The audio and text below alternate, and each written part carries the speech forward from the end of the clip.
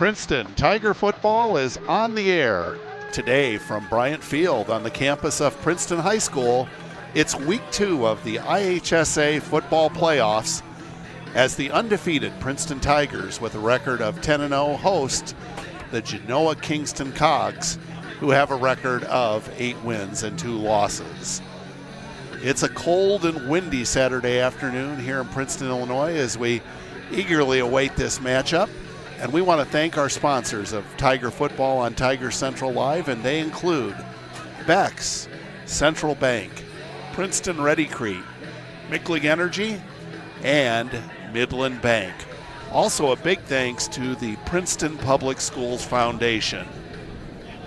Thanks so much for tuning in. We want to extend a warm welcome to the fans of Genoa Kingston, as well as Tiger fans around Bureau County and beyond.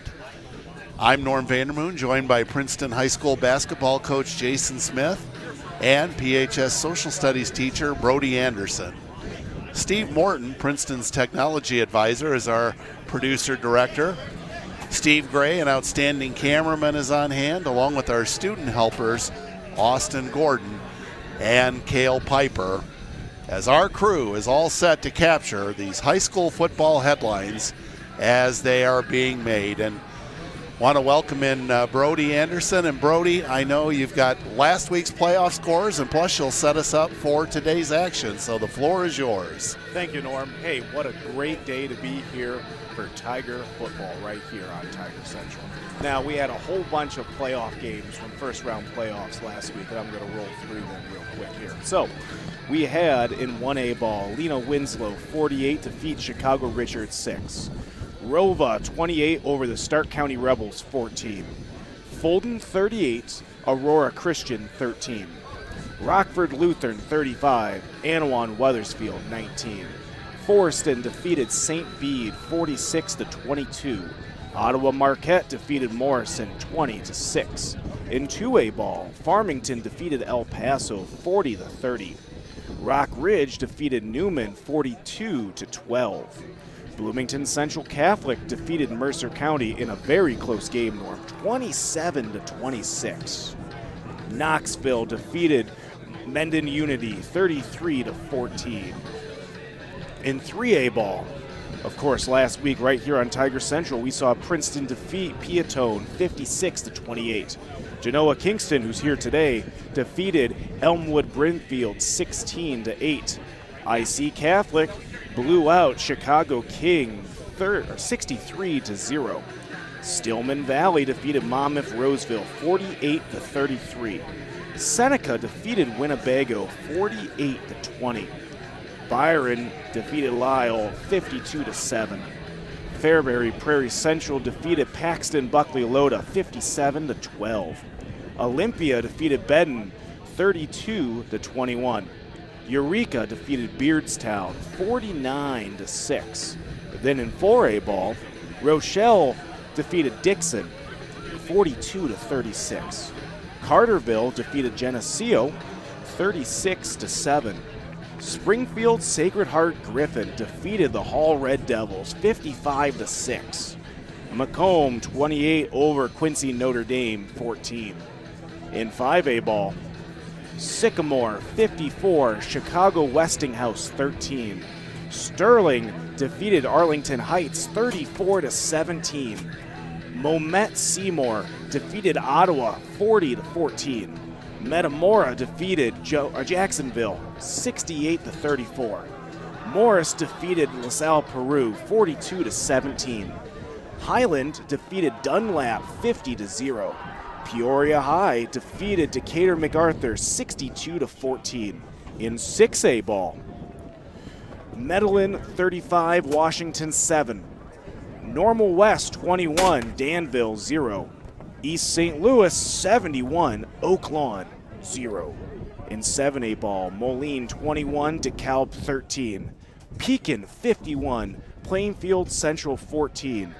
And the Normal Community defeated Rockton 44-13. Now, Norm, those were all last week's games. We had a whole bunch of games, and a lot of them reported right here on Tiger Central.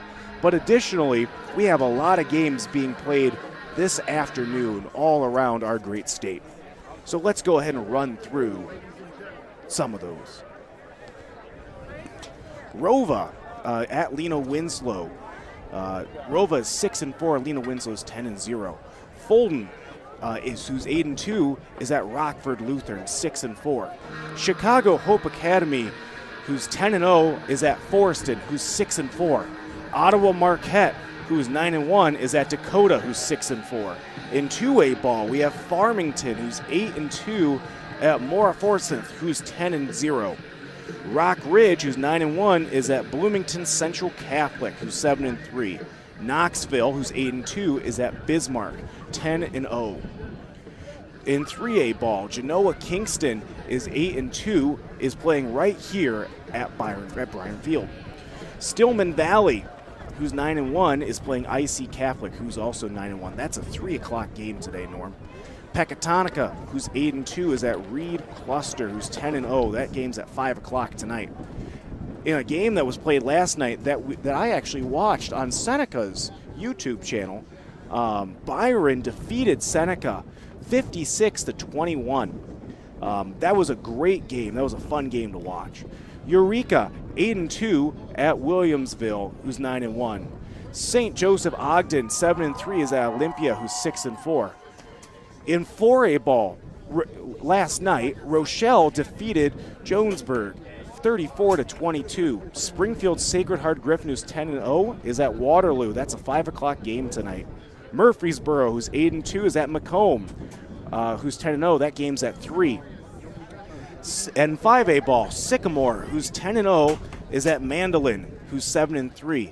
In a game played last night, Sterling defeated Chicago Good 50-8. Metamora, who's 7-3, is playing Wilmette Seymour, and that's a 7 o'clock game tonight. Morris, who's 8-2, is at Centralia, who's 6-4. In a game played last night, Kankakee lost to Peoria High 21-48. In 6A games today, we have East St. Louis, who's 8-2, is at Normal West, who's 9-1. And then in 7A games, both of them played last night. Moline lost to Yorkville 31-34, and Pekin, in a very, very, very close game, defeated Normal Community 32-31. What a whole bunch of great games played last night. There's going to be some more great games played today. Thanks for the recap. And, of course, Brody's going to – oh, boy, are you going to be busy today. We'll be going to you a lot for updates. Yeah. And we'll bring in Jason Smith to the broadcast as let's talk a little bit about the Genoa Kingston Cogs. They are coached by Cameron DeVecos, and their enrollment 556. As Brody mentioned, Genoa Kingston coming in with a record of 8-2.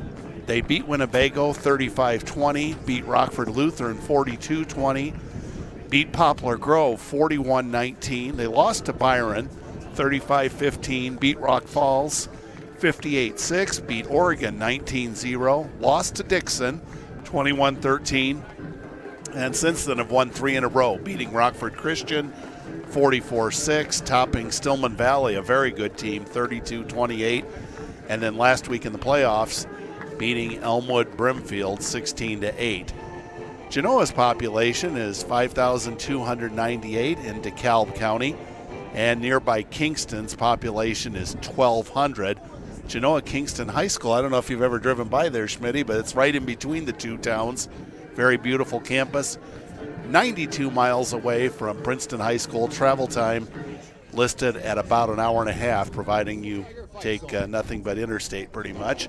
As far as statistics, Schmitty, I'm sure, will elaborate on it, but this is a team that likes to run.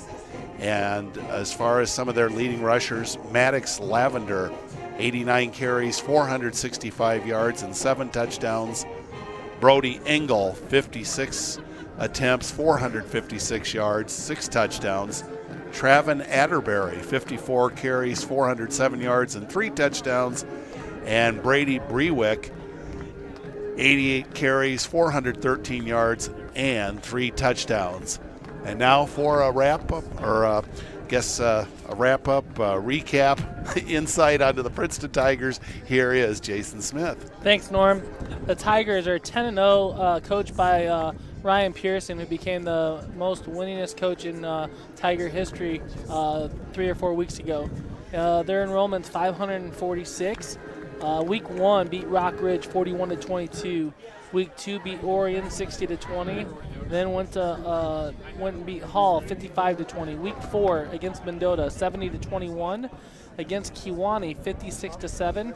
Against Newman 37-0. Against St. Bede 56-7. At Bureau Valley 148-0. Beat Monmouth Roseville 48-0, and then last week winning 56-28, which the score was not as close as the score indicated. Obviously, they had a running clock early in the third quarter last week. Leading the way for the Tigers, rushing-wise, is Augie Christensen, who has 867 yards with 17 touchdowns. Tegan Davis, 718 yards with 15 touchdowns. And C.J. Hickey, 471 yards and 9 touchdowns.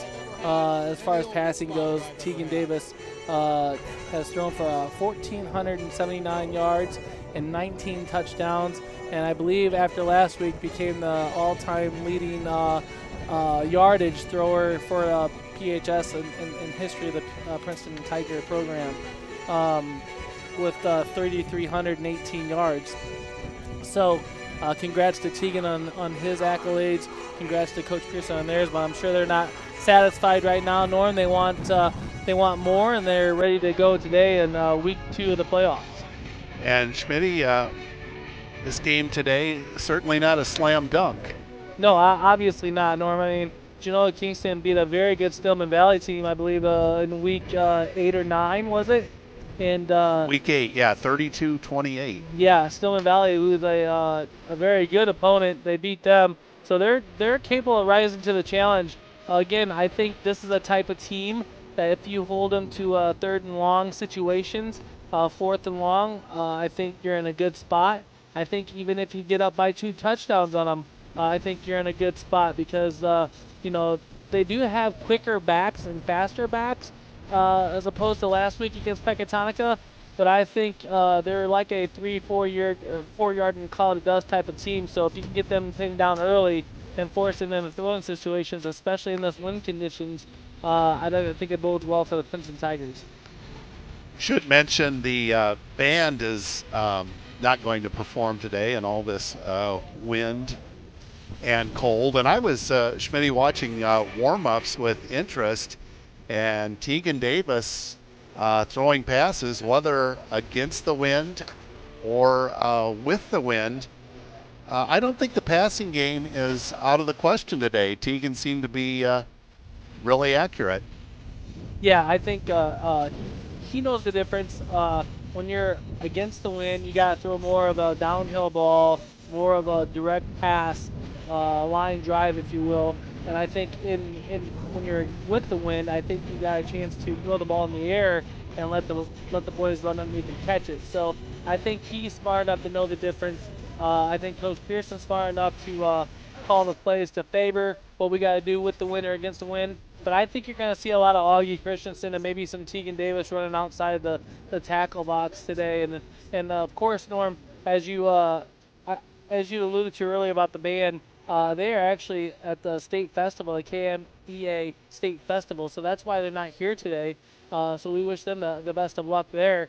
And back to the game. I think it's going to be won and lost in the trenches. I think this is a challenge for the defense and offensive line of the Tigers to rise to the occasion and make things happen for the linebackers on the defensive side to fill the gaps, and the offensive side for the running backs to find their holes and hit it hard.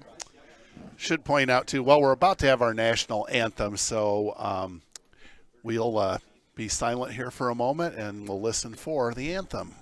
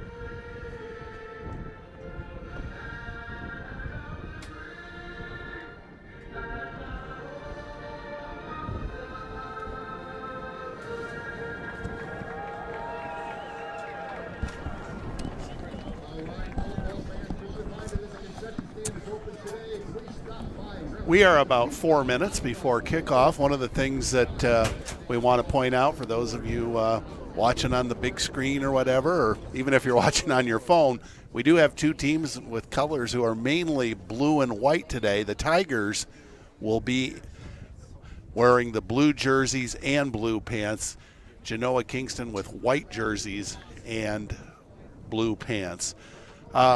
Brody, if you can hear me, tell us about what you've got coming up at halftime. Yeah, Norm. So we have Princeton Tigers wrestling coach Steve Amy coming in at halftime. He's always a great person to sit and talk to. I look forward to a great interview with him. And there you can see the Tigers taking the field. Notice the way those flags really getting a workout. Schmitty, you touched on the line play today. We did have some rain here in town around 11 or so. Obviously, turnovers could be a factor. Yeah, I agree. I don't think it should be as much. I think with the lack of moisture that we've had lately, I think the ground probably soaked it up pretty good. But nonetheless, it might be a little bit of concern. I know Tegan Davis, the quarterback of the Tigers, number 2, tried out 3 different pairs of cleats today, chose to go with the longer cleats. So maybe that's something to keep an eye on as far as footing goes, more than ball control. But yeah, I think the elements, it is what it is, and I think whoever has the less amount of turnovers are probably going to win the game, honestly. And then Schmitty, we've got Stillman Valley 9-1 at Elmhurst IC Catholic at 3. Now the winner of that game, that's who will play the winner of this one, correct? That is correct. And if the Tigers win and IC Catholic wins, we'll be hosting another home game next week. Now if Stillman Valley wins and the Tigers win, we'll be on the road to Stillman Valley. Okay. And, you look at these teams that are left, Schmitty. I mean, this 3A bracket is loaded. Yeah, I mean, you got Princeton, of course, IC Catholic, Reed-Custer. I mean, Byron just beat Seneca. They're a load. Williamsville, Eureka's 8-2. St. Joe Ogden always in it. Just in Genoa Kingston, I mean, you can't count those guys out. In Stillman Valley, I mean, you can't really count those guys out. It's going to be a tough road ahead of Stillman Valley to beat IC Catholic, especially at IC Catholic. But I think if IC Catholic comes, goes on the road, I think they might have a tough opponent waiting for them too, week 3. And I know I was talking a few days ago to athletic director Jeff Olson, and he said keep an eye on Reed-Custer. I know in a recent game they put 69 points on the board. So yeah, they're so explosive, Norm. Hey, before we get going, I want to make a shout out to our PA announcer, Mike and Deb Verana. They are actually in Hawaii, and Mr. Orwig is taking over the controls. It's not the same without you, Mike. Debbie, keep him in line. I know you're watching at home. We appreciate you guys watching, and have a good time. All right. Carlos Benavidez kicking off, and he will be kicking into this wind. So we'll see if he goes the low line drive or bouncing kick approach. And we are set to go here at Bryant Field, playoffs round 2.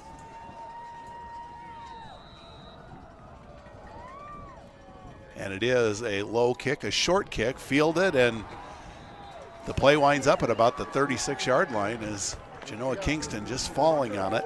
They'll have it 1st and 10 at their 36. Yeah, it looked like Ferrara just slipped on the play. So we talked about that earlier about the field conditions, that they're going to be wet and they're going to have what kind of impact. Well, it already showed in that opening kickoff where he made a move and just slipped and fell down. So keep an eye on that the rest of the game.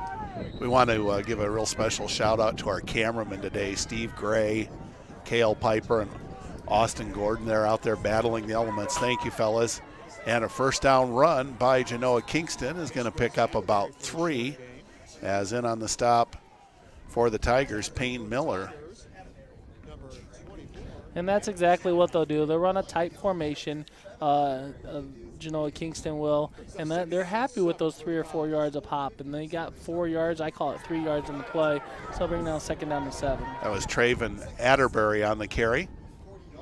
Once again, the Cogs keep it on the ground. We have a penalty flag in the backfield as Brody Engel on the carry for little or no gain. Illegal motion. So do the Tigers have an option here, Schmitty? They do have an option whether they want to take it or not, and it's going to be an interesting option to see what Coach Pearson's going to do here. And it looks like they're going to take that penalty. Yeah, Coach Pearson said move them back, so it will be 2nd down and 12. Brody's going to be really busy today, Schmitty. There are a lot of 1 o'clock playoff games, so we'll look forward to hearing from him. Well, it's about time he earns his keep, Norm, honestly. I mean, he's done a super job for us. And once again, the Cogs keeping it on the ground. This is their leading rusher, Maddox Lavender, who gets back the penalty yardage and a little bit more. It'll bring up about 3rd down and 4. Yeah, that was just a quick dive play. Gained them about 7 yards in the play. And again, like you said, 3rd down and 4 on the next play. So not a bad job by the Tigers, but this is a big 3rd down right here. And this time, Lavender is going nowhere. Cade Odell. Cade Odell says, oh, no, you don't. It's a 1-yard loss.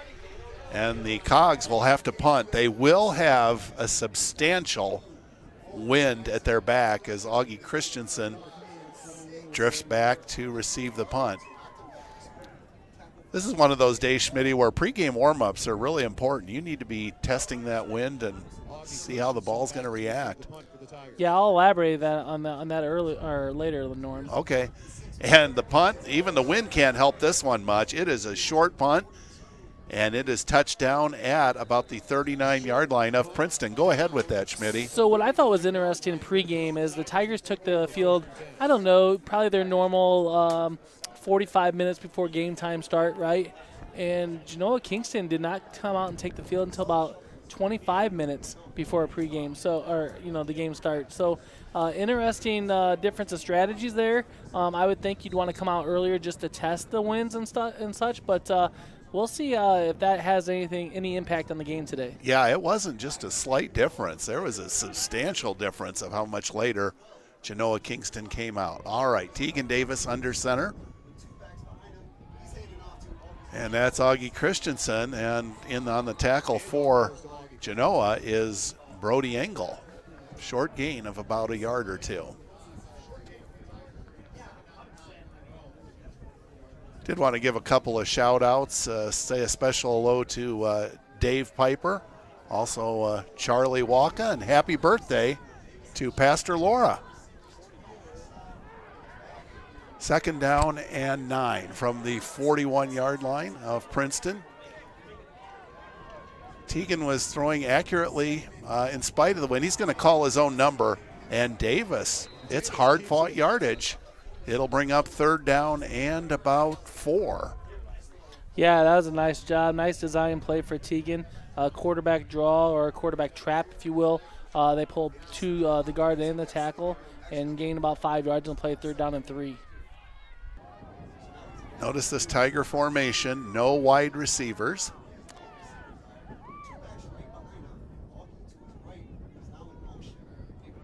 And Davis is going to carry. He'll get close to the 1st down, but it would appear it'll bring up 4th down. Yeah, I think he's just short, Norm. Well. Oh, they're waving it. Wow. Okay, we'll take it. Did appear that perhaps a generous spot, but you're exactly right, Schmitty. We will take it. No score in this one. Clock ticking, 8:55 and counting to go, 1st period.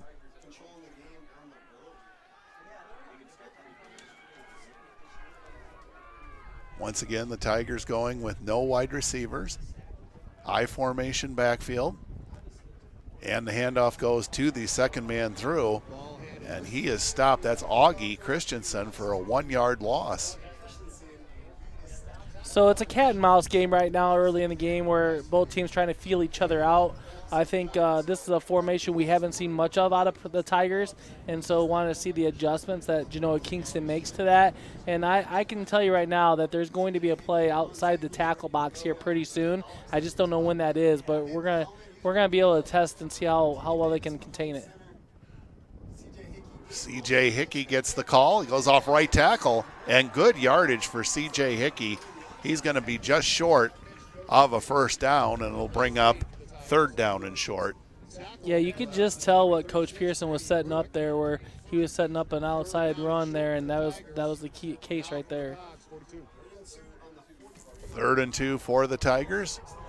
And this is Augie Christensen, and boy, they have him on their radar. Augie is hit at the line of scrimmage. Nolan Perry in on the stop for the Cogs.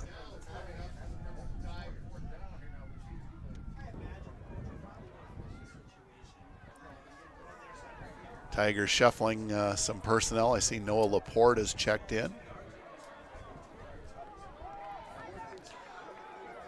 4th and 2. This time Tegan Davis is going to go from the shotgun. Davis rolls to his right, just what Schmitty was talking about.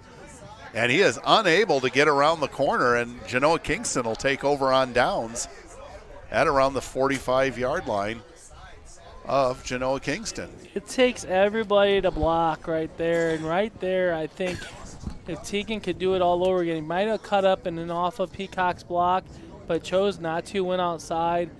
The defender did a nice job of wrapping up Tegan and taking him down. I thought Tegan could have took it to the house there, but an outstanding play by the defensive player by Genoa Kingston.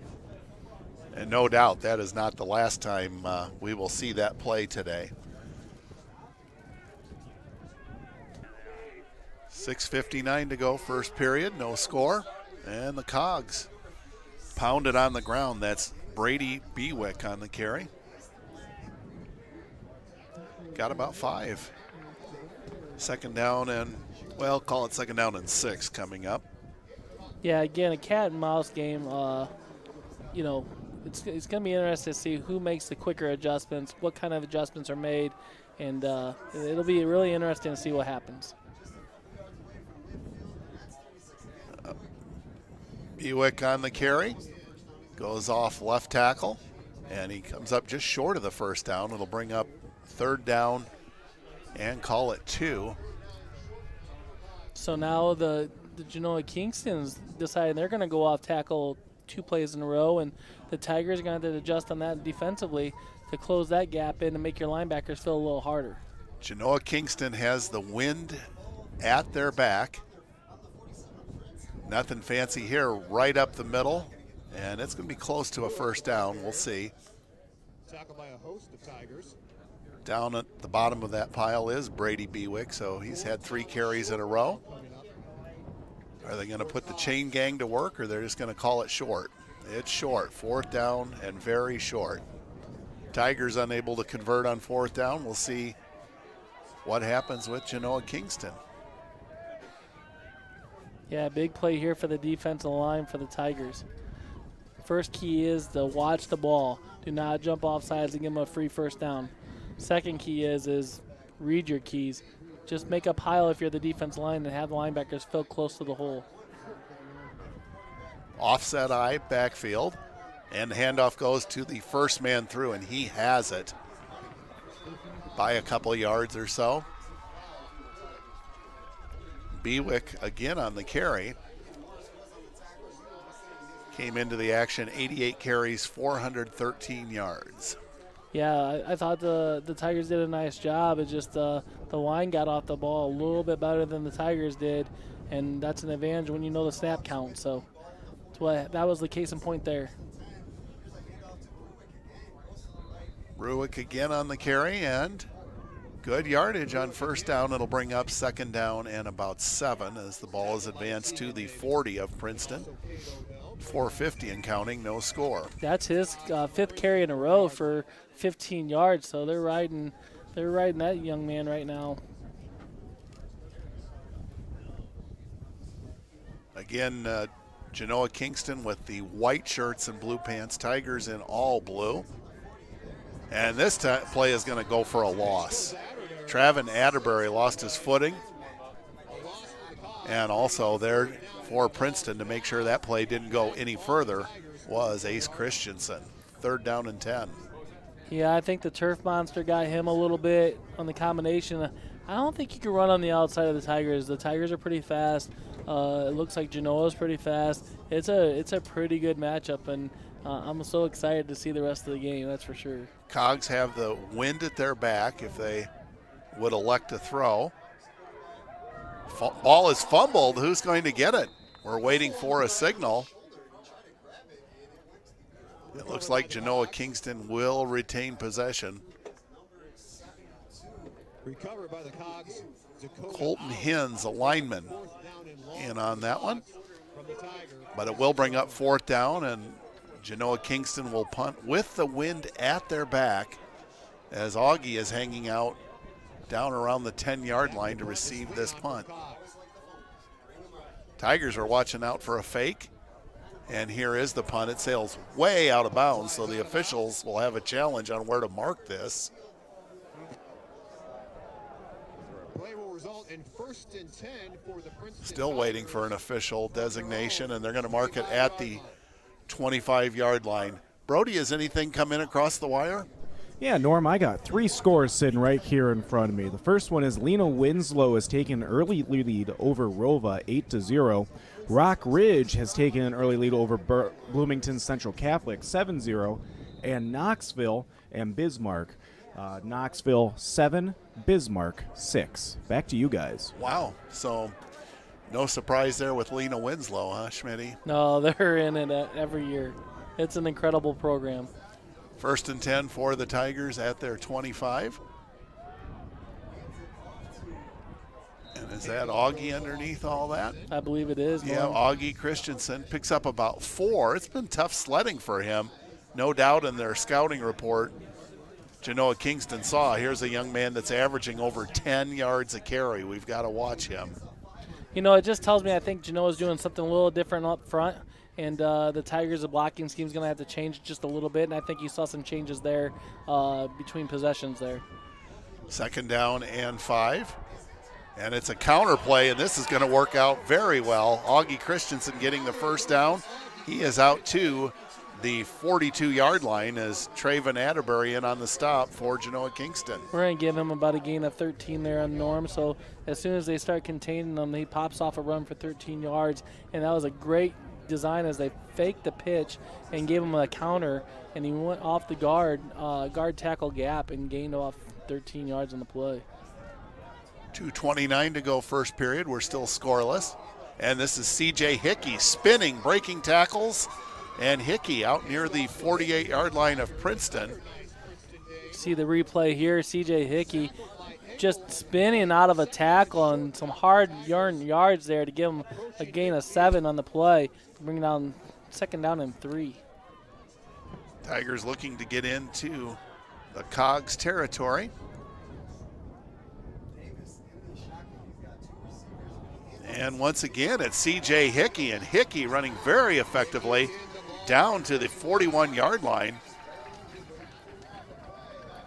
Tackled by Justin Ferrara, but not before he has a 1st down. Yeah, that's the 3rd first down for the Tigers, all by rushing.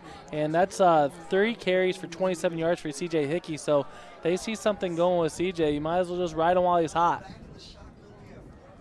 This time Davis in the shotgun. Tigers going into the wind. And this is C.J. Hickey once again. Hickey powering his way forward. Gets inside the 35-yard line. Watch this play. Ian Morris, I believe, and Bennett Williams just blocking downhill double team, shoved the Genoa Kingston player about 5 yards back behind the line of scrimmage. What an incredible block by those two young men. Made me think of the Caterpillar Tractor Company down in Peoria. They were just bulldozing those guys out of the way. 2nd down and 4 at the 34. I formation backfield, and the handoff goes to Augie Christensen. Once again, did that ball come out? It did. There is a fumble, and Genoa Kingston saying they've got it, but of course their opinion doesn't count. It's the referee. And it appears that Augie was able to get back on it. Wow, we don't see Augie lose the ball very often, and the Tigers were fortunate to pick that one back up. I thought that celebration by Genoa Kingston might be a little premature, though, because Augie's a wrestler. Yeah. And if anybody can get in there and dig and get that ball back, it's him. 3rd down and 3 at the 34. Davis in the shotgun. And once again, they go back to Augie. Oh, man, is he hit hard, but it's very close to a 1st down. In fact, I think he has it. That's going to end the first quarter, Norm. A quick first quarter at that. Sure was. In fact, Schmitty, did we have a pass in the entire quarter? I don't think we did we? No, sir. Wow. Brody, let's go to the scoreboard updates. Yeah, Norm, just another quick scoreboard update. Lena Winslow has increased their lead over the Rova Tigers 14-0 now. And since we've got a moment here, if you want to give some of the ones you've given previously, that's fine. Of course, Norm. So we have Rock Ridge over Bloomington Central Catholic 7-0. And in 2A ball, we have Knoxville 7, Bismarck 6. All right, so that one with Rock Ridge and Bloomington Central Catholic, if tradition holds true, I mean, Bloomington Central Catholic, that's one of those teams that's good every year. That should be quite a game. Yeah, absolutely, Norm. It's going to be a great contest, that's for sure. I don't know if you caught when Brody was given the scores of last week. East St. Louis shut out their opponent 71-0. So the Flyers are flying. That's for sure. Hey, a couple of shout-outs, Norm. My brother David, he gives Brody a bunch of updates. He's in Denver, Colorado watching today, so appreciate him watching. And my little buddy Rowan Cohen, Coach Coning's little boy, he's watching us too as well. So shout out to little Rowan. Absolutely. All right, we're back to action. 1st and 10 at the 30-yard line. And Davis is going to look to throw. Remember, he has the wind with him, and it's just beyond the reach of Noah Laporte. Nonetheless, Schmitty, I don't mind that call. No, what that was a hitch and go, Norm. So Noah ran down the sidelines about 10 yards, turned around, and then Tegan faked it, and then Noah kept on a fly route and just overthrew him just a touch. 2nd down and 10 from the 30. Laporte is still in the game. He's split to the right. Davis awaits the shotgun snap. Instead, it goes to Augie Christensen on a direct snap, and Augie's going to get good yardage inside the 25-yard line.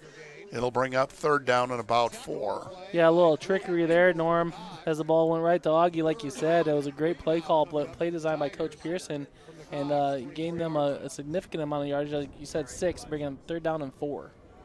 No doubt, 4-down territory. As Davis awaits the snap. No, it goes to Augie once again. And Augie's got the 1st down and more. Knocked out of bounds inside the 10-yard line.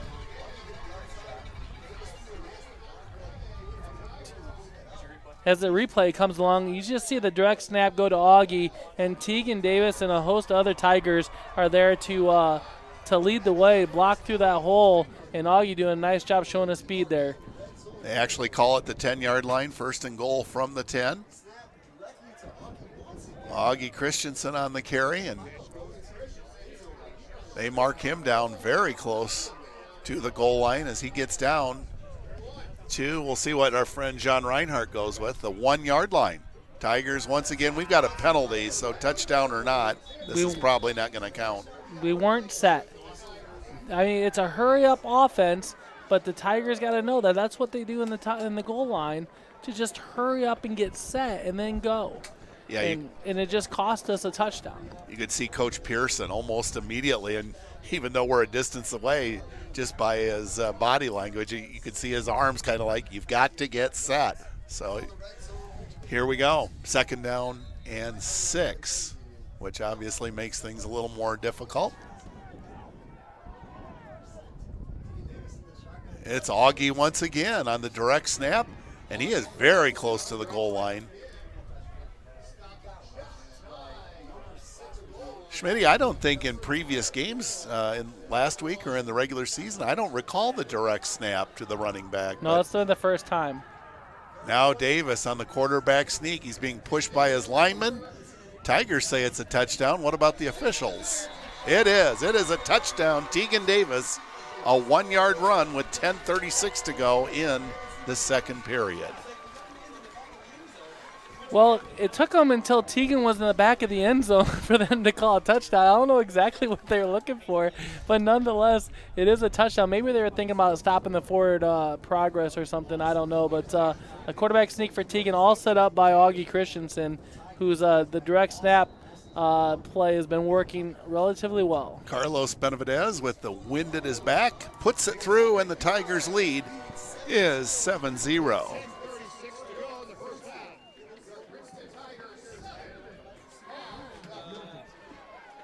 You saw some big gaps that Augie got to run through on those direct snaps, so the line must have been challenged there in between possessions. They answered the call. Great opening drive here in the second quarter to put the Tigers up 7-0. Brody, any updates? Yeah, Ottawa Marquette is now taking the lead over Dakota 7-0, Norm. All right. So we've got a lot of fine teams, not just around the state, but even in our immediate area. Well, Schmitty, you touched on it in the pregame.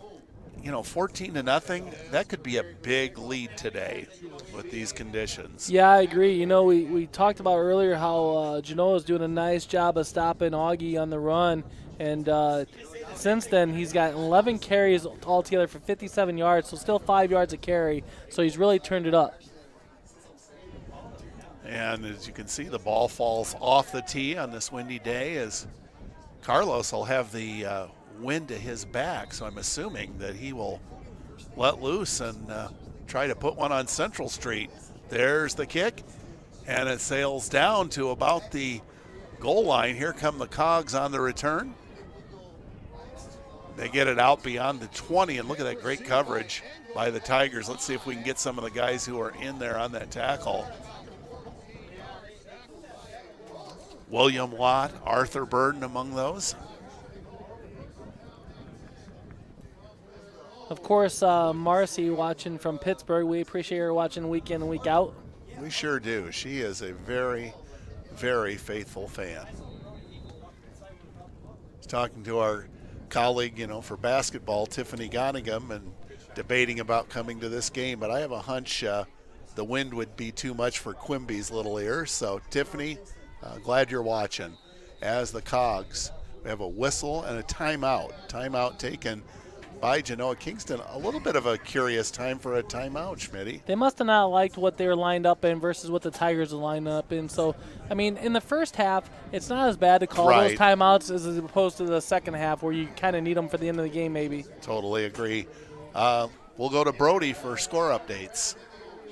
Yeah, Norm. So we still have Lena Winslow 14, Rova 0, Rock Ridge 7, Bloomington Central Catholic 0, Bismarck losing to Knoxville 6-7. And lastly, Chicago Mount Carmel is taken an early behind on Downers Grove North in 7A playoff action. Back to you guys. All right, thank you very much. And of course, later on today it will be Stillman Valley 9-1 at Elmhurst IC Catholic. That's a 3 o'clock start. We probably won't get any scores on that, but the winner of that is who would play the winner of this game, which still very much in doubt, but Princeton leading 7-0 with 10:24 to go before halftime. So we'll see what the Cogs dialed up in the timeout, and it all amounts to a playoff right tackle for very little yardage. Short gain on the play. On the carry was Maddox Lavender. 24, side hockey for the Tigers. Yeah, so the Tigers doing a nice job against the run. Obviously, as Genoa is running for a total of 27 yards so far. So a good job by the Tigers not to give up any big plays so far. And so to hold them down in third down long situations, that's what they've been doing well. All right, can they stop them short once again? And they do, as on the carry that time was Brody Engel. Another short gain. Looked like Ace Christensen and Noah Laporte there on the tackle. Nice job by those young men right there. pair of sophomores making the play. And you know, Schmitty, you talked about line play, and you made this point earlier, but Princeton's perimeter defense, the guys in the linebacking core and the defensive backfield, it is also outstanding. Yeah, absolutely. They're just a well-rounded team. So 3rd down and 8. This is a big play for the Cogs because they'll have to punt into the wind if that occasion arises, and it's not going to, at least on this series. A big gain by Brody Engel. As you see the replay here, is Engel just makes a nice cutback, cuts back one too many times as you see him getting knocked to the ground there. But a big first down for the Cogs there. Danny Saihaki in on the tackle. Yeah, big drive for the Cogs. If they could push this all the way down the field, working against this wind in the second quarter, that would bode well for them. Tigers unable to stop the Cogs on 3rd down. 1st and 10 for the Cogs. They try to go off right tackle and very little yardage on that play, as in on the tackle for Princeton, Bennett Williams. Yeah, the defensive line for the Tigers right now is just dominating, taking over this game. They had to run the outside sweep there to gain that big yardage. So ends got to be, or the outside linebackers got to do a better job of containing that or making that containment, push them the inside so the inside linebackers can fill the hole better. I want to thank all the fans. I'm sure you run across it too, Schmitty. People say what a remarkable production that Tiger Central Live is, and certainly kudos to our producer, director Steve Morton, as a big gain for Genoa Kingston. Brody Engel, who had that previous big run, gets another. It's a first down at the 48 of Princeton. Yeah, the Tigers going to have to figure out that play real quick, as Genoa's doing a nice job of blocking that play, washing everybody down, and Engel is doing a nice job of cutting off tackle and making hay with that. Engel came into the game with 456 yards, but only 56 carries. So that's, around 8 or 9 yards a carry. He's exceptionally dangerous. 8:06 to go before halftime. And the question is it offsides or illegal procedure? It's got to be offense because the Tigers were far enough back that they didn't cross the line of scrimmage. And you're exactly right, Schmitty.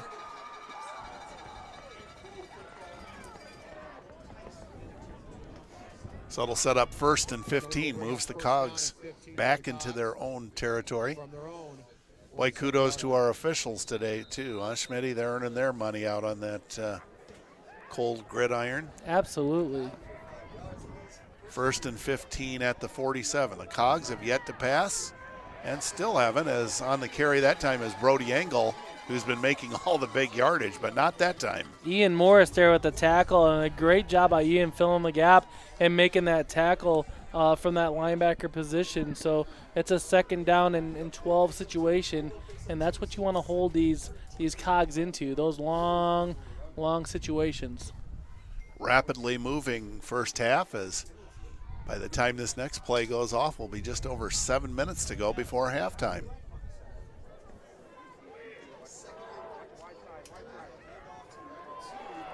Travin Atterbury on the carry, short yardage on this one. Danny Saihaki there with the tackle. Great job by Danny, who just tackled him he tried to kind of jump over him, and Danny just grabbed his legs and he couldn't go anywhere and just fell straight down.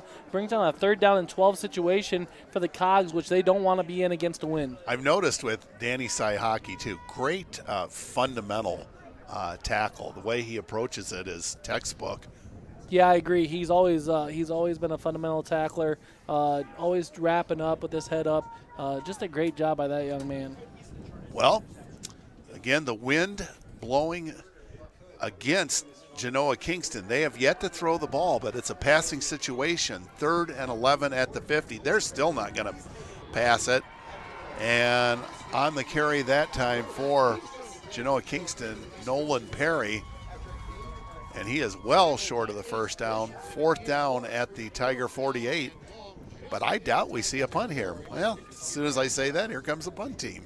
Yeah, you got to, the field position, you got to try to increase it as much as you possibly can. Now, I haven't been impressed with the punting game yet of the Genoa Kingston, but we'll see what he can do against the wind. Augie is back around the 15, and I bet it doesn't go that far. And it doesn't. It hits at about the 30 and will die at about the 32-yard line of Princeton. So that wind definitely playing a factor there. Let's go to Brody for score updates. Yeah, Norm. Lena Winslow keeps increasing their lead over Rova, 22-0. In a very good game right now, Ottawa Marquette is now trailing Dakota 8-7. Mora Forsyth is ahead over Farmington 7-0. And Bloomington Central Catholic still trying to get on the board against Rockridge 7-0. Back to you guys. All right, thanks, Brody. So 5:42 to go in the half. Be nice if the Tigers could get a touchdown here before halftime. They do have all 3 timeouts. And this is C.J. Hickey on the direct snap.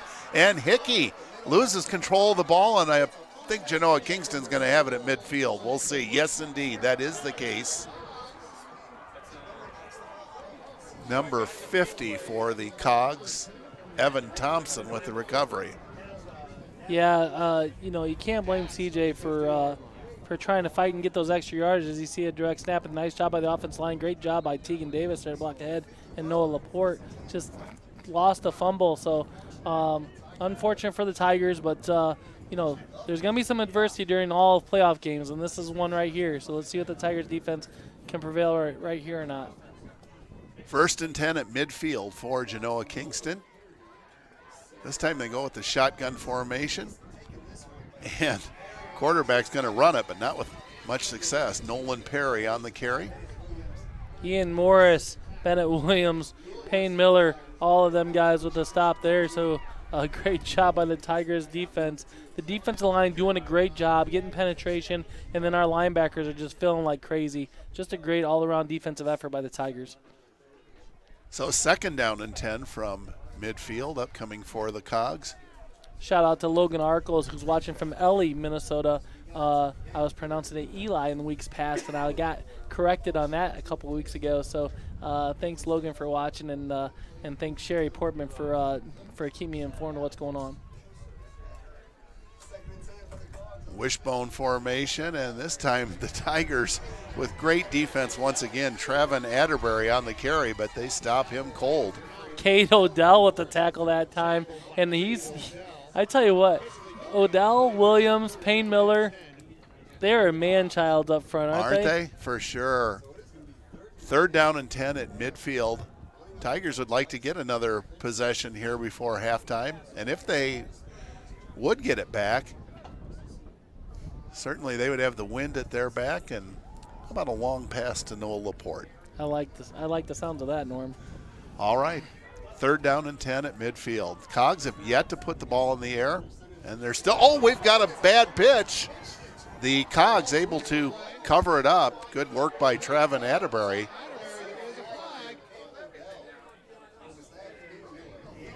So, boy, does this change things. Although we do have a penalty flag, so what's up with this? Oh, boy. Personal foul against the Tigers. So what looked good for Princeton. Is that a spot foul, Schmitty? He didn't even make contact with the Norm. That's the thing. Like, he didn't even make contact with him. Well, you know what? They are talking it over. Maybe somebody's saying, are you sure you saw that? Which, as officials, that's not a bad thing. Make sure you touch base here. I think they're talking about if it's going to be a first down or not. That's what I think they're going to talk about. Well, now it's going against Genoa Kingston, so I don't think it's just us, Schmitty. I think the crowd and everybody's probably a little confused by this. Well, this guy right here in the booth is confused because I don't know what's going on. I thought perhaps that they might talk it over and just pick up the flag, but now they've switched directions. What is it, helmet to helmet? Is that what he's saying? What is that call? I mean, it's a personal foul, but then he put his fist together, so I'm not I'll have to ask one of my official buddies. You got Kenny Wilcoxon on speed dial? I don't have him on speed dial. I might have to phone a friend, yes.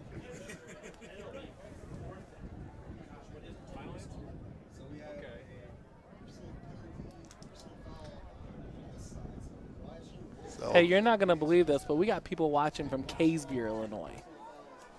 oh, glad to have them aboard.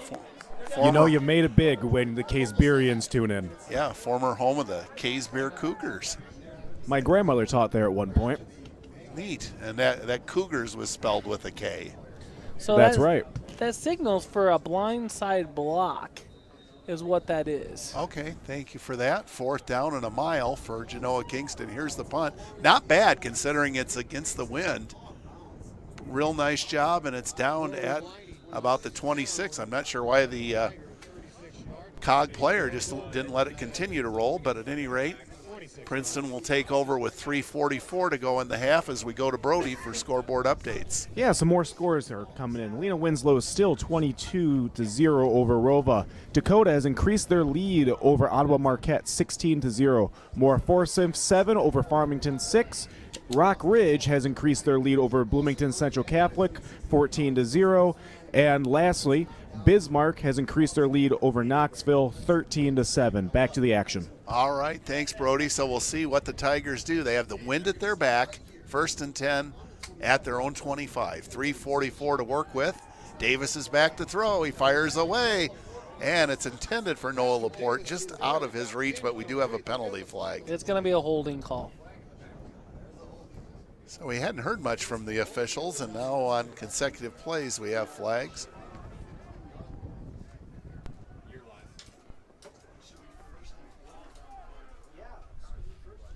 We have a fan chiming in and said, I guess the blindside block came from Genoa Kingston. It blindsided Payne Miller and caused Payne Miller to fall to the ground. So when we saw Payne fall into the ground, it's because he got blindsided. So I appreciate that, Chad. Thank you. Absolutely. Well, it puts the Tigers in a bit of a tough spot here. 1st and 25.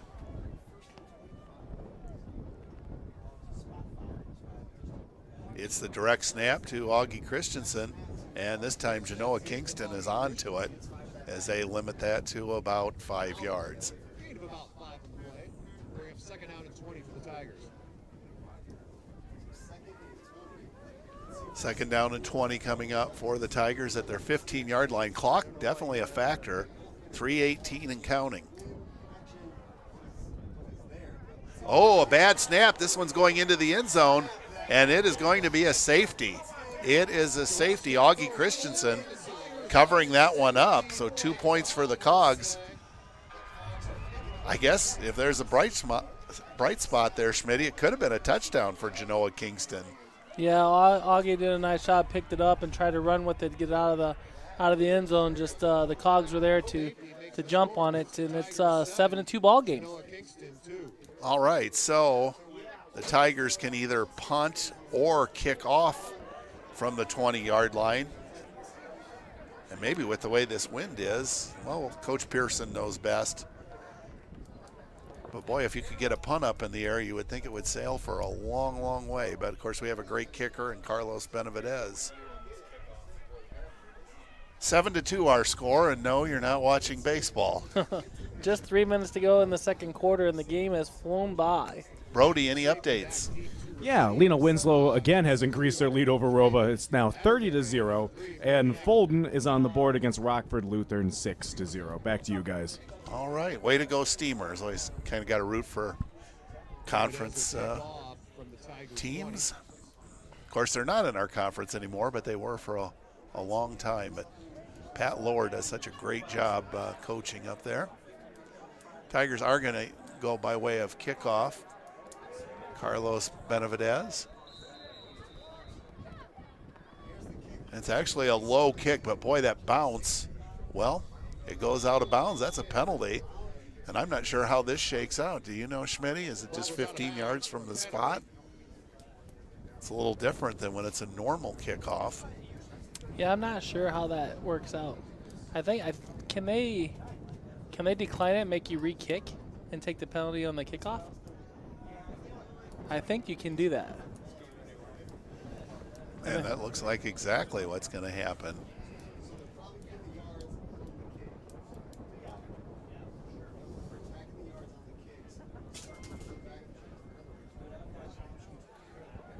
Wow. All right, so with the safety, the original kickoff was from the 20-yard line. Now it will be moved back to the 15. I'm a little surprised that the Tigers, and easier said than done, but I would think they'd try to get that ball high in the air and let this wind help carry it down the field. It is a substantial wind. Maybe they're thinking with the speed of the Tigers, they can. All right, so Carlos kicks it once again. This time it's down the middle of the field, so no issues with out of bounds. And here come the Cogs with a big return. Tackle made at about the 48-yard line on Brody Engel. Really not bad, though, for the Tigers kicking off at the 15. I think that's a good job by the kickoff team making some good coverage. He had a full head of steam, as number 3 Engel did for the Genoa Kingston Cogs. But nonetheless, I thought the Tigers did a nice job of covering that kick. Yeah, kind of sealed things off at midfield and prevented it from being a real big gainer. Well, should the Cogs manage to punch in a touchdown, regardless of what would happen on the PAT, they would have the lead. It's 7-2, a 5-point lead for Princeton. As the Cogs try to run to the outside, that's Engel. He's got good yardage. Run out of bounds at about the 43-yard line. And it'll bring up 2nd down and 3. And clock stops with 2:51 to go before halftime. Yeah, Engel doing a nice job picking up some yardage. He's got 41 yards on the game so far. And like you said, Norm, it's a 2nd down and 2. And just you knew at some point they were going to try to run outside the tackle. They tried a couple of different times with no success. This time a quick pitch outside led them to an 8-yard gain. Well, we figured Genoa Kingston would be a double tough opponent, and they have certainly lived up to that billing. 2nd down and 2. And Lavender with the carry. He's got the 1st down as he gets inside the 40-yard line. That puts him in positive yards for the first time. He's got 2 yards in the play. Just the 4th first down for the Cogs, though. Now remember, Genoa Kingston did use a timeout earlier. They have 2 timeouts, clock ticking with 2:39 to go. Field goal, I don't know how their kicker is, but probably not much of an option as they are going into the wind. Perry takes the snap, the pitch to Engel, and check that. That's Traven Atterbury on the carry, and he is tackled at the 40-yard line for a loss. First of all, he had a hard time handling the pitch. Then Bennett Williams forced him to the inside where he was met rudely by Carson Etheridge and Ian Morris. So a great job all the way around from the Tigers from the defensive line to the linebacker spot. Clock will dip under 2 minutes to go before halftime. 2nd down and 10 for the Cogs.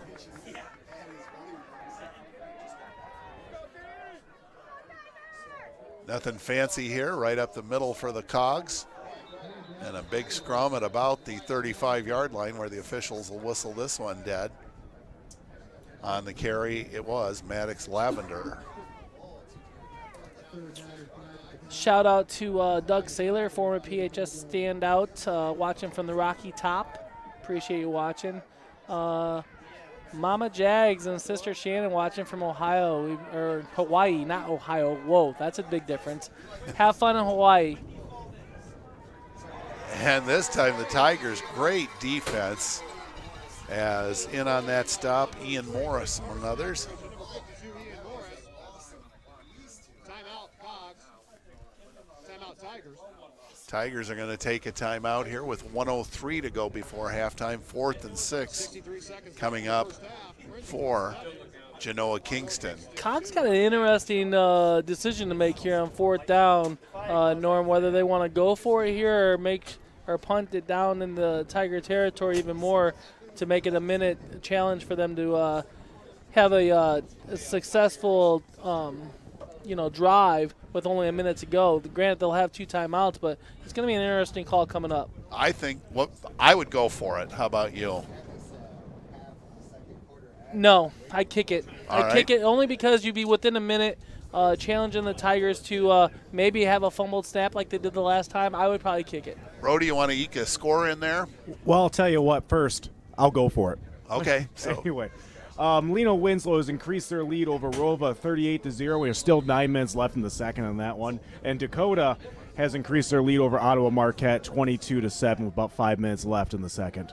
Back to the action. All right. Not saying they're going to make it, but and you know what? What a surprise. They're going to throw. They got a man open, and it's knocked away at the last minute. Brady Byers with the coverage. Nice job, Brady. Wow. You know, in a way, kudos to the Cogs, though. I kind of like the call because nobody expected that. Here's the reason why I wouldn't go for it. Now, instead of pinning them down at the 10-yard line, you just gave the Tigers the ball back with the win, with a minute to go at the 36-yard line. So now you're putting yourself in not a great situation and giving the Tigers a little bit of life, because I believe the Tigers get the ball back in the second half, yes? Well, and Brody and I combined make $0 coaching. That's why you get paid for it, Schmitty. Big money, Schmitty. 1st and 10 at the 36. Teagan looking to throw.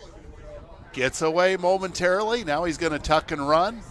And he heads out of bounds at about the, let's see where they spot him, right around the 40-yard line. So not really a huge gain there. Clock does stop with 49 seconds to go, 2nd down and 6. Yeah, give him a gain 4 there on the play, like you said, Norm. Brady Byers is a wide receiver on the near side of the field.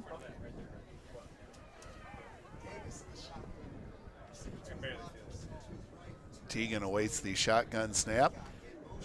He's back to throw. Lets it go, and it is, oh, what a catch. Tremendous catch by Augie Christensen at about the 43. You ain't a kidding. Watch this replay here, Norm.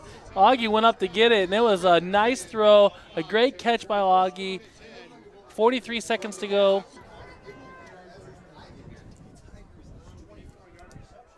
Davis back to throw again. This pass is complete. Down inside the 30-yard line goes Danny Saihaki. Well, Schmitty proving to be quite profound in his comments about why he would have punted it. Don't want to give the Tigers a relatively shorter field as we have a timeout. And I will just go back, Schmitty, to warm-ups. Teagan wasn't having much trouble either throwing against the wind or with it. No, he wasn't, Norm. He's got a good arm. He was throwing good balls. I was watching him as well. Now, I mean, you got a lot of options now because you'll keep throwing the ball. Yes, 31 seconds, still got a timeout left. Now you got the wind at your back where you can kick a field goal because you got a pretty good field goal kicker too. So that would, I mean, it's just in a 7-2 game, that field goal could be a big deal. Yeah, absolutely. There's a lot of things going right in the Tigers' direction, and I am right though. The Tigers do get the ball in the second half, correct? The Tigers did kick off the first half. I'm not going to say for sure. Do you remember, Brody? I'm going to go with you. I mean, you've been right every time. So. I think you're right, Schmitty. Yeah. All right. And by the way, shout out to Coach Crawford. He helped me out with that signal of the blindside block. I really appreciate that. He had my back the whole way. I appreciate that. Thank you very much, Coach Crawford. All right, 1st and 10 at the 30. 3 wide receivers to the far side of the field.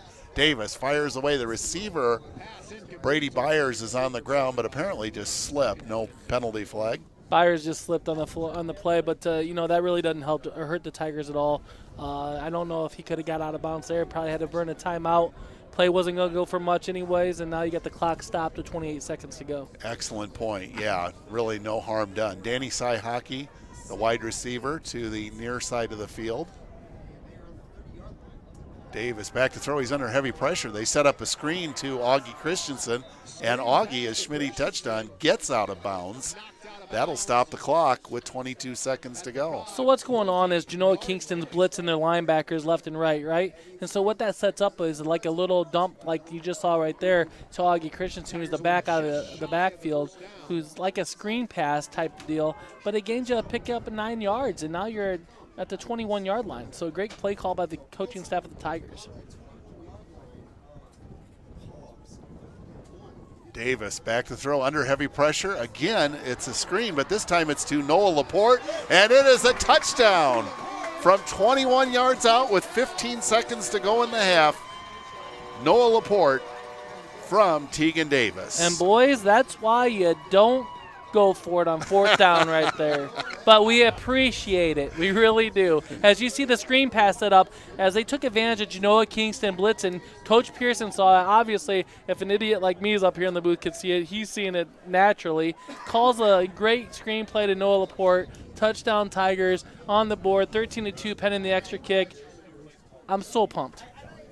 Well, you should be. I'll tell you what. I mean, you should. What is that Powerball still going on? I mean, you are so red hot. You should go out and buy a ticket. I don't know about that, Norm.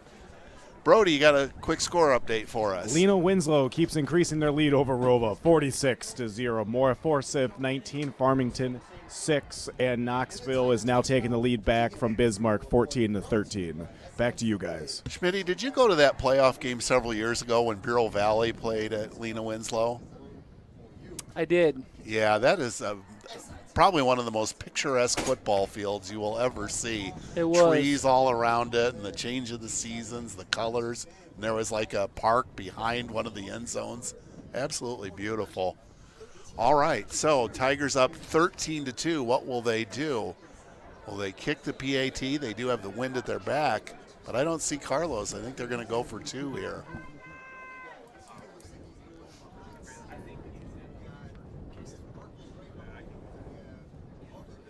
Seems to be a little bit of confusion here by the Tigers. Now they're set. And the handoff goes to Augie Christensen, and the Cogs are going to stop him short. So our score will remain Princeton 13 and Genoa Kingston 2. Yeah, Coach Pearson's thinking there is you get the 2-point conversion, you go up by 13 there, right? So you got to at least try to make an extra point to take the lead if you're Genoa Kingston. So, good play call or good job to go for the 2-point conversion. Tried something different. Genoa's ready for it. Nice job by the Cogs there. And, I want to pat you on the back even once again because you brought up the fact that they were blitzing their linebackers. And, boy, did the Tigers ever use that screen pass so effectively. Well, that's what you do to combat the screen, Norm, is you got to set up or combat the linebackers blitzing is you got to come with a screen play here or there. And we've seen it all year long that the Tigers has that in their arsenal. So that was a good job by Coach Pearson to pull it out right then and there, and they did and used it to our advantage. And now the Tigers are up 13-2 because of it. So Carlos Benavidez will have the wind at his back. Just 15 seconds to go in the half. Genoa Kingston quarterback Nolan Perry warming up on the sidelines, perhaps thinking a long heave as once again the ball is blown off the tee.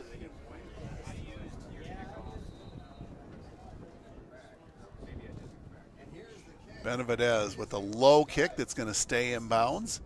And here come the Cogs on the return from the 8-yard line. Good coverage by the Tigers at about the 25. Well, it was just great. Out of a freshman, no less, but a great job by number 36, Common Green.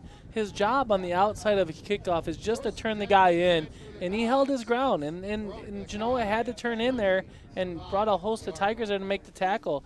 I tell you what, high school usually lacks on kickoffs and kickoff returns. I think we got some really good special teams, and that just adds to just an added bonus to the whole football team of the Tigers, that's for sure. So just 6 seconds to go. And Perry is going to fire away, and it's a pop fly. It is intercepted.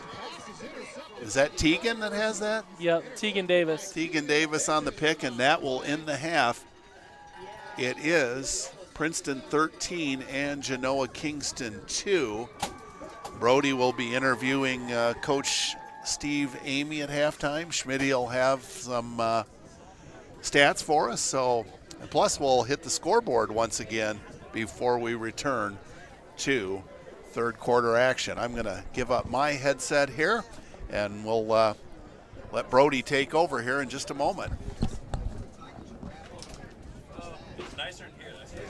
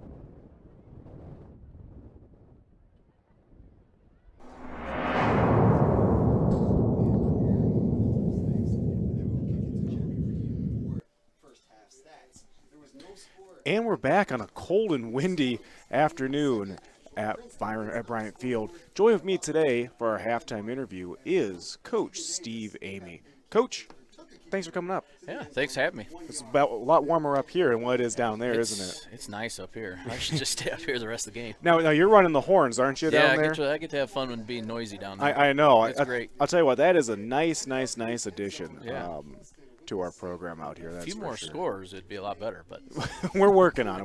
Rome wasn't built in a day. right. So what are your thoughts on the game so far, Coach? We're playing a good game. You know, the weather's affecting it a little bit, but overall, good game outside of the one botch snap we had down there. Yeah. Defense looks good. Offense has been moving the ball. So It's been a while since we've seen a safety. yeah, I haven't seen one in a long time. Yeah, I was just thinking about that. I can't remember the last time I was sitting up here watching a game and seeing a safety. So those that might not know you, tell us a little bit about yourself. Name's Steve Amy, the head wrestling coach. This will be my 15th year here at Princeton High School. And, teach PE and driver's ed. Just enjoying my time here. 15 years, wow. Yeah, it's quite a while. Yeah. So wrestling season's right around the corner. Yep, we start Monday with what we'll have anyway. Hopefully we don't have any of these football players yet. Hopefully they get a few more weeks of football. Yeah, no kidding. So yeah, it should be a lot of fun. We got a lot of great guys coming back.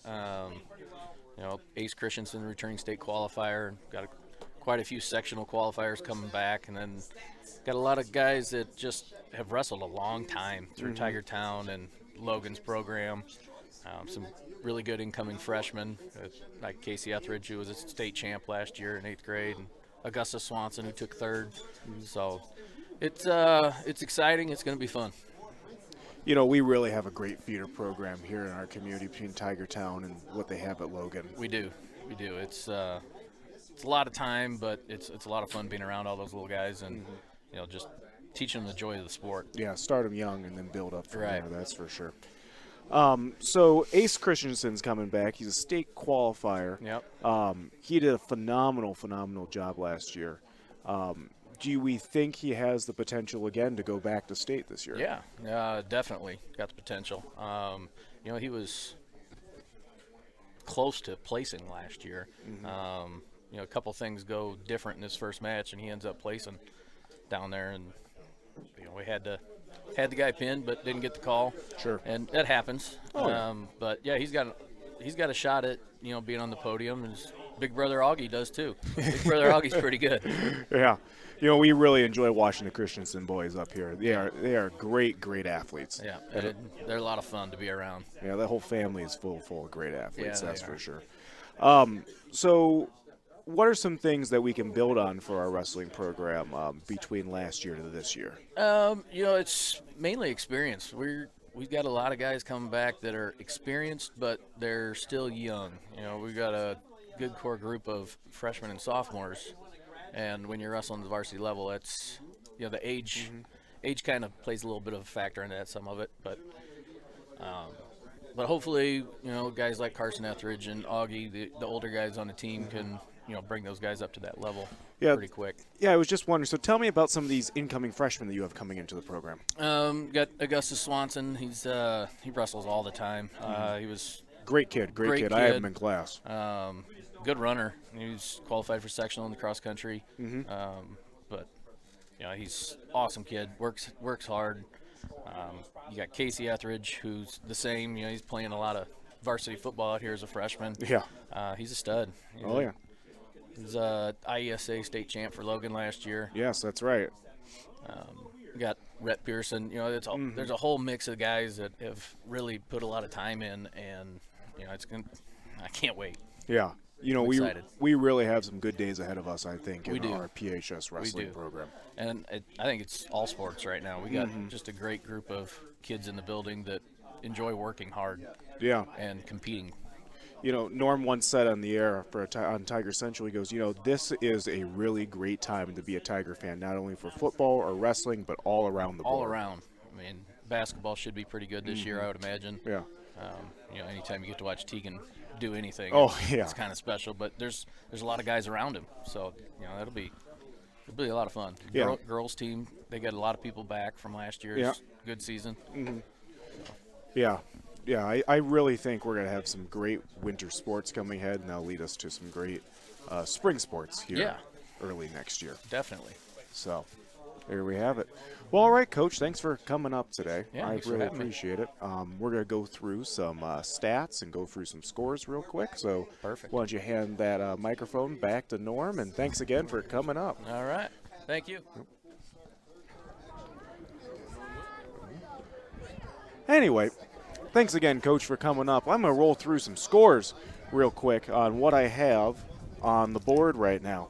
So let's start with the Lena Winslow game. Rova is now on the board, 54-7 against Lena Winslow. In the Ottawa Marquette match, we have Ottawa Marquette 19, Dakota 22. In 2A ball, Mora Forsyth 27, Farmington 6. At the Rockridge game, Rockridge 14, Bloomington Central Catholic 0. Bismarck 13, Knoxville 14. In other matches around the state, in 4A ball, Carterville 9, Coal City 0. Boyland 7, Nazareth 21. Normal West 0, East St. Louis 28. Chicago Mount Carmel 6, Downers Grove 0. In 8A ball, Glenbard West 28, Glenbrook South 0. Additionally, other scores that are coming in right now, Fulton is still leading Rockford Lutheran 6-0. Additionally, we have some more games coming up here this afternoon. We have a series of games starting at 2 o'clock that may be of local interest, including the Amboy Lamoille Co-op game against the Milford Bearcats, as well as Chicago Hope against the Forreston Cardinals. Additionally,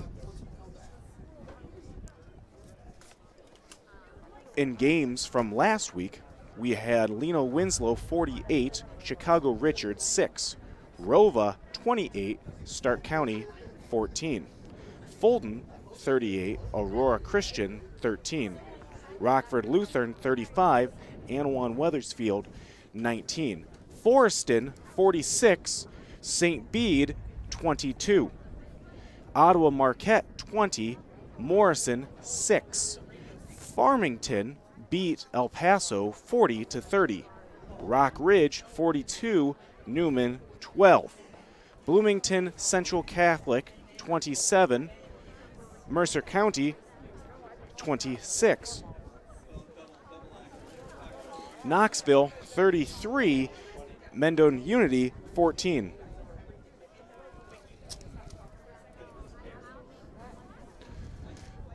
In 3A ball last week, we had Genoa Kingston, of course, beat Elmwood Brimfield 8. IC Catholic 63 over Chicago King 0. Stillman Valley 48, Monmouth Roseville 33. Seneca 48, Winnebago 20. Byron 52 over Lisle 7. Fairbury Prairie Central 57 over Paxton Buckley Loda 12. Olympia 32, Bedden 21. Eureka 49, Beardstown 6. In 4A ball, Rochelle 42, Dixon 36. Carterville 36, Geneseo 7. Springfield beat Hull, of course, 55-6. Macomb 28, Quincy Notre Dame 14. And then in 5A ball, Sycamore 54, Chicago Westinghouse 13. Sterling 34, Arlington Heights 17. Momet Seymour 40, Ottawa 14. Metamora 68, Jacksonville 34. Morris 42, LP 17. Highlands 50, Dunlap 0. Peoria High 62, Decatur MacArthur 14. In 6A action last week, we had Normal West beat Danville 21-0, East St. Louis 71, Oak Lawn 0. And then in 7A ball last week, we had Moline beat DeKalb 21-13. Pekin beat Plainfield Central 51-14. And Normal beat Rockton 44-13. In a second here, we'll have Schmitty and Norm come back with some stats.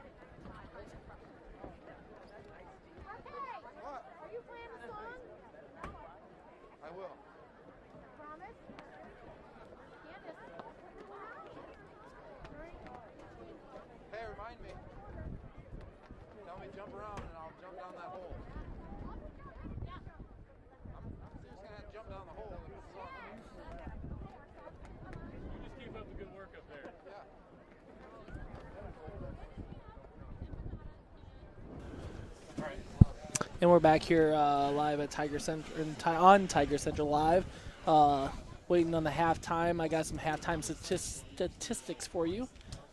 First for the visiting Genoa Cogs, number 9, the quarterback, Nolan Perry. He is 0 for 1 with an interception.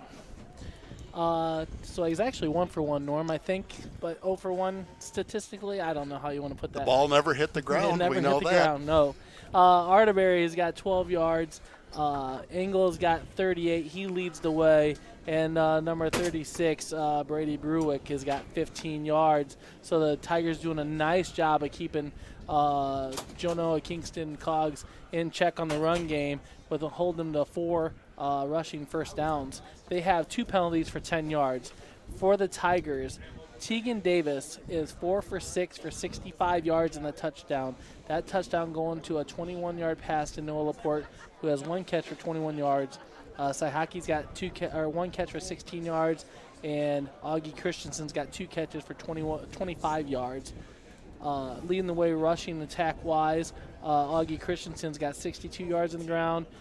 C.J. Hickey's got 50, and Tegan Davis has got 11 yards. So nice job by rushing attack, keeping it together between Augie and C.J. It's kind of a balanced attack there. Direct snaps to Augie and C.J. both has been really good for us so far. So we'll see a little bit more of that in the second half, I believe.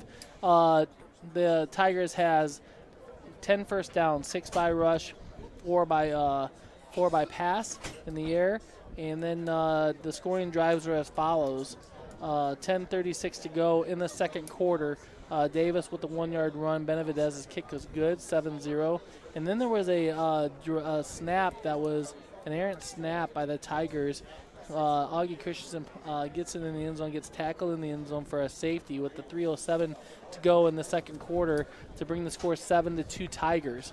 And then 15 seconds to go in the half. Davis to Laporte, 21-yard pass. The 2-point conversion was no good to bring the score 13-2, and that's where we're at now to start the second half, where the Tigers will get the ball with the wind in the third quarter to set you up here, Norm. And back to you. All right, so there's 1:03 to go before the end of half, but the referees and the teams and the fans, I think everybody is agreeable.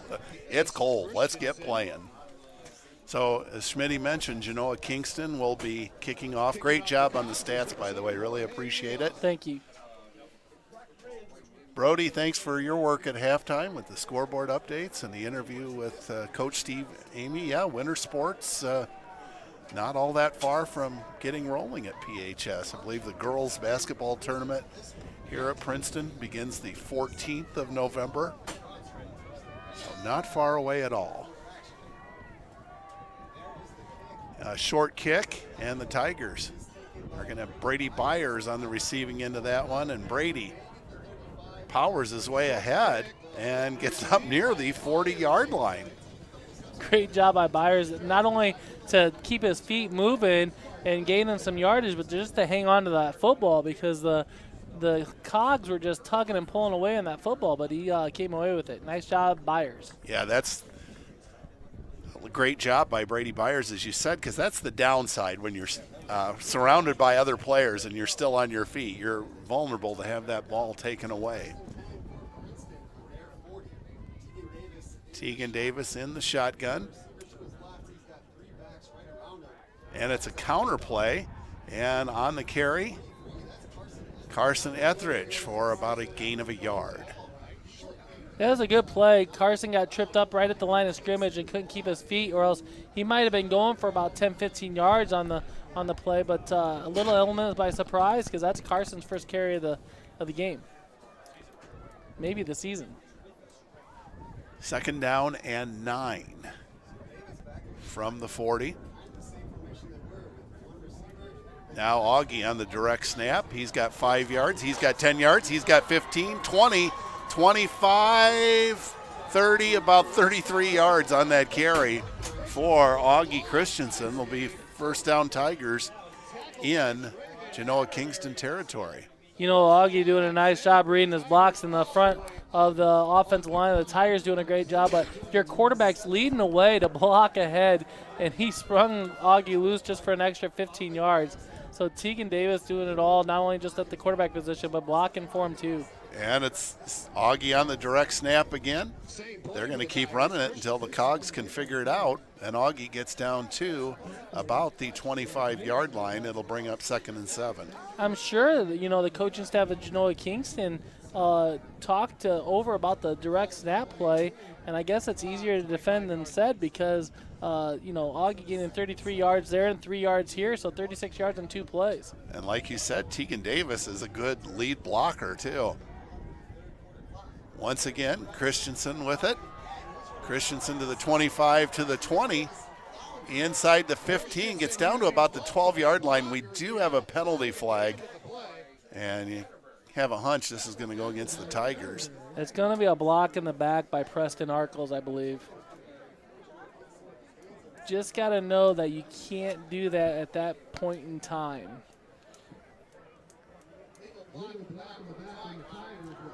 And it is an illegal block in the back, just as Schmitty suspected. Brody, you got anything for us?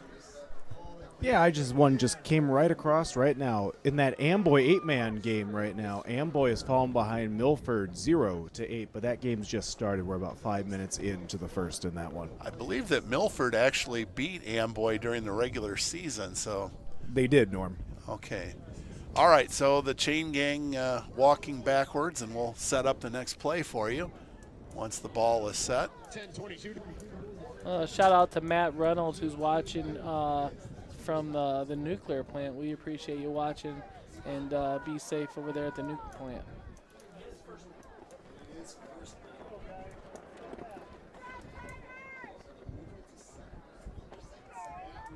All right, well, after the penalty, after it's all sorted out, 2nd down and 7 from the 25.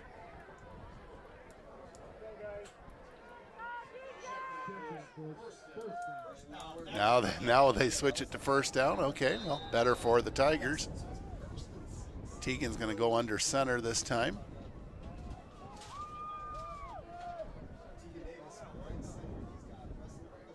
Augie in motion. And we have a fumble, and the Cogs are going to get this one. Bounces right to number 6 of the Cogs. Yeah, it's Justin Ferreira. Second turnover for the Tigers there. Actually, the 3rd turnover for the Tigers, and it's all been by fumble. I'm not sure Tegan ever got the snap. He faked the handoff and then just fumbled it. I don't know if it was just a bad exchange between him and Augie. I couldn't really see it. Well, we'll see if the Cogs can take advantage of this opportunity. They try running off right tackle, and that's going to net very little. Short gain on the play. Ball carrier was Lavender for the Cogs. 2nd down. Lavender on the carry for about a 2-yard gain. 2nd down and 8 from the 24 of Genoa Kingston. Been super impressed with the front line of the Tigers, the defensive line of the Tigers, and as well as Ian Morris at the middle linebacker position. I think he's having a whale of a game as well. 2nd down and 8. Cogs with another attempt to go up the middle, and just what you talked about, Schmitty, it's not going to happen against that line. No, Payne Miller there all over it, and they felt the pain of Payne Miller. Watch this. He explodes off of the center and just knocks number 45 Lavender to the ground. So 3rd and long for the Cogs. 9:11 to go in the 3rd period. Princeton leading 13-2.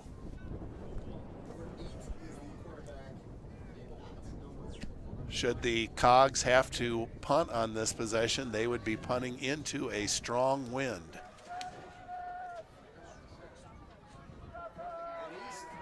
Cogs looking to throw. Now quarterback tucks and runs. And he's going to be close to a 1st down, perhaps has it. I think he has it. Yeah, they're saying chain gang, move down the field. So it's been a couple of times in this game where the Tigers have had the Cogs pinned for 3rd and long. And Genoa Kingston has come up with a play to meet the challenge. Well, that wasn't really a play. It was just a play by number 9, the quarterback, Nolan Perry. He was looking to pass the ball, saw some open ground, and made a heads-up play and just got barely enough to get the 1st down. Nonetheless, sets his team up 1st down and 10 from about the 31-yard line, 32. Lavender going up the middle, and oh my goodness. Talk about gang tackling. Yeah, Saihaki, Bennett Williams, host the Tigers there, as you see Saihaki. Payne Miller, yes, nice job by Payne Miller there. Tried to get the fumble there, but the refs weren't buying into that one. So Maddox Lavender, he's had the job of trying to run through the middle of that Princeton line, and it has not been an enviable task for him today. 7 carries, 8 carries for 10 yards. I got him down. Wow, so just a little over a yard a carry. And he's obviously a good back. He has good stats. Now going off left tackle, and this isn't going to go for much either. Noah Laporte in on the tackle on Perry. Perry actually running the ball as Kleba was under center there and handed the ball off to Perry. So good catch there, Schmitty. 3rd down and 7. So the Tiger defense, for all its success today, and it has been substantial, this is a situation that has given them a little bit of trouble. 3rd and long in the Cogs territory.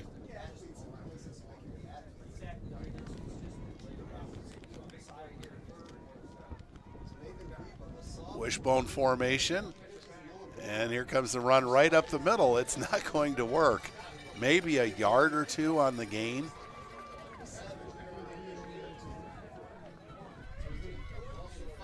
Yeah, Ian Morris there was initially there to make the tackle.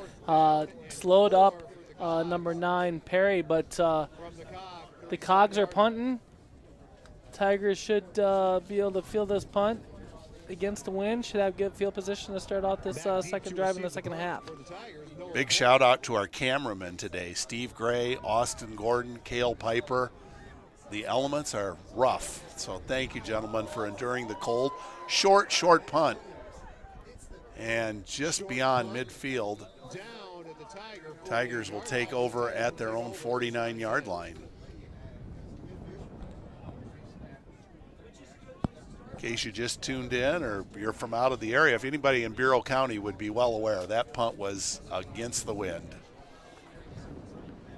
And it is strong. Brody, got any updated scores for us? Yes, I do, Schmitty. So I have an update on the Fulton game. Fulton 14, Rockford Lutheran 0. An 8-man ball. Amboy is starting to come back against Milford, 6-8. And now let's play. Augie Christensen breaks 1 tackle, breaks 2, and he's got a 1st down inside the 40-yard line. Watch this kid run.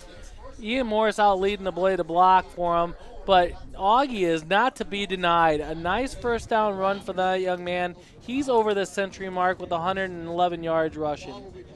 5'6", 160 pounds, but wow. Plays bigger than he is. I Man. hope to shout.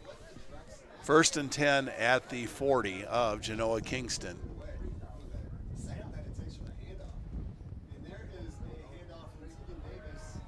Right up the middle for the Tigers.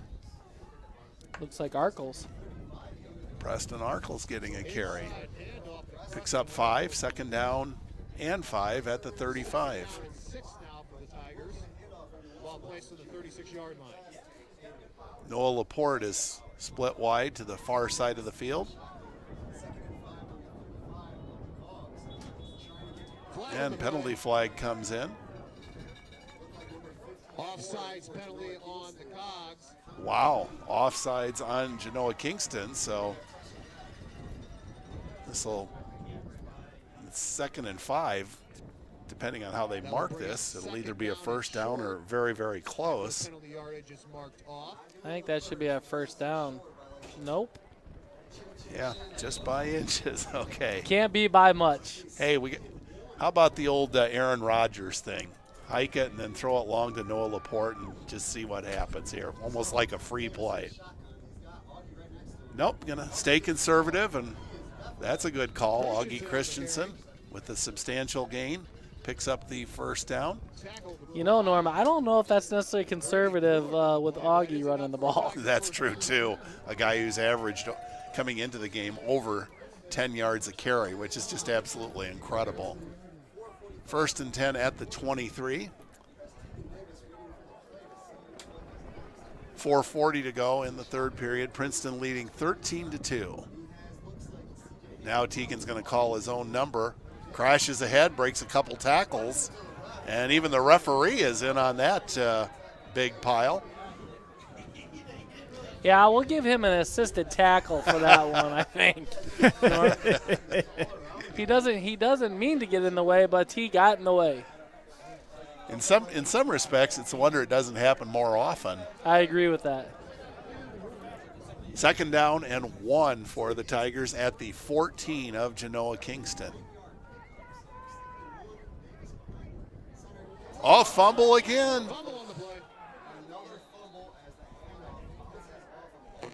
Cogs are indicating they have it, and they do. Recovered by the Cogs. Let's watch it on the replay. What happens here? It just looks like we're not either Teagan's not putting it in the belly of our backs good enough, or they're just reaching for the handoff and not waiting to receive it. Something's going on there, but they got to get that figured out. That's the 4th turnover for the Tigers, and those are 2 costly turnovers as the Tigers are actually pouncing down this time on the Cogs' 15-yard line, and now the Cogs are set up 1st down and 10 on the 15. This time Perry with the carry. As Schmitty, as you noted, he'd mainly been playing quarterback, but that time from the running back position. And we have one of the Cogs coming up injured on that play, Traven Atterbury. Yeah, that's one of their leading backs, too. So we hope he's okay. Absolutely. In the meantime, Brody. Yeah, so 2 more score updates for you, Norm. Forreston 16, Chicago Hope 0. Forreston's really coming out of the gate on that one. And then down in the Rockridge game, we have Rockridge 14, Bloomington Central Catholic 6. So Bloomington's starting to make a comeback against the Rockridge Rockets. And you know, Brody, in that Chicago Hope game, Hope undefeated, and Forreston, I think, with a rather modest 6-4 record. But Schmitty, you know, you could never count out Forreston. Forreston's a physical ball team, and they're be a force to be reckoned with. They play in a tough conference. They're very physical. They're just they're a well-rounded football team normally year in, year out. Yeah, Brody, did you want to chime in on that? Yeah, I just actually, as we were talking here, my computer had just updated with a Lena Winslow score. Lena has increased their lead over Rova 62-7. You know, when I was a kid, there used to be a cartoon about the Harlem Globetrotters, and every show the scoreboard would explode. That might happen with Lena Winslow today. Cogs go up the middle for very limited yardage. It'll bring up 3rd down and 3. 3rd down and short for the Cogs. So the Tigers kind of beating themselves in the foot a little bit with 2 turnovers here in the second half. 4 for the game, being very fortunate being up 13-2. Absolutely. You wonder how much of that has anything to do with the elements. I wouldn't think that stuff has anything to do with it because it's been on fumbled snaps and an errant snap, but who knows? All right, big play for the Cogs. They've been able to convert in their own territory several times on third down. This time they try to get around the edge, and they do. On the carry was Engel. And it looks like he has the first down. It'll be very close.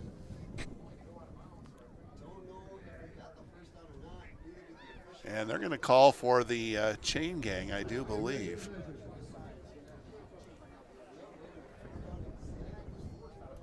So there have been a lot of close calls today, but this will be the chain gang's first time to run across the field. As cold as it is, they might be glad for a change in the pace of activity. Brody, anything?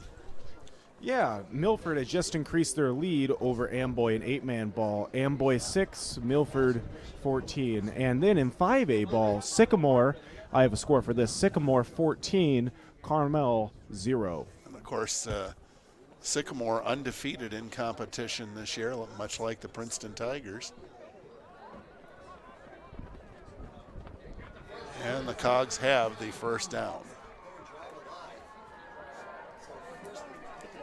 So their second first down of this second half keeps their drive alive with 2:36 to go in this third quarter. A very fast third quarter at that. The Tigers up 13-2. And, you know, I just don't know. You know, you get up by 2 scores like we said against these guys. They don't look like they have big play capabilities, but, you know, maybe I just shot myself in the foot when I said that because they might pull it out. But, I mean, I just don't see it with the speed of the Tigers. Would appear to be the case. 1st and 10 at the 24.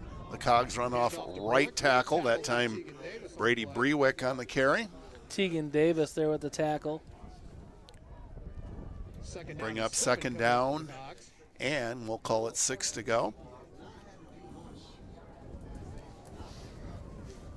So, I mean, the time might be on their side right now, but the clock keeps ticking, and when it gets in the fourth quarter, they're going to have to hurry up and do something different. And once again, Brewick on the carry. Ian Morris and Kate Odell there with the tackle. As you're going to see right here, Kate doing a nice job getting some penetration, and Ian cleaning up. So 3rd and 5. Schmitty has noted that the Cogs have thrown one pass, and it was intercepted. Will they throw here deep in their own territory against this strong wind?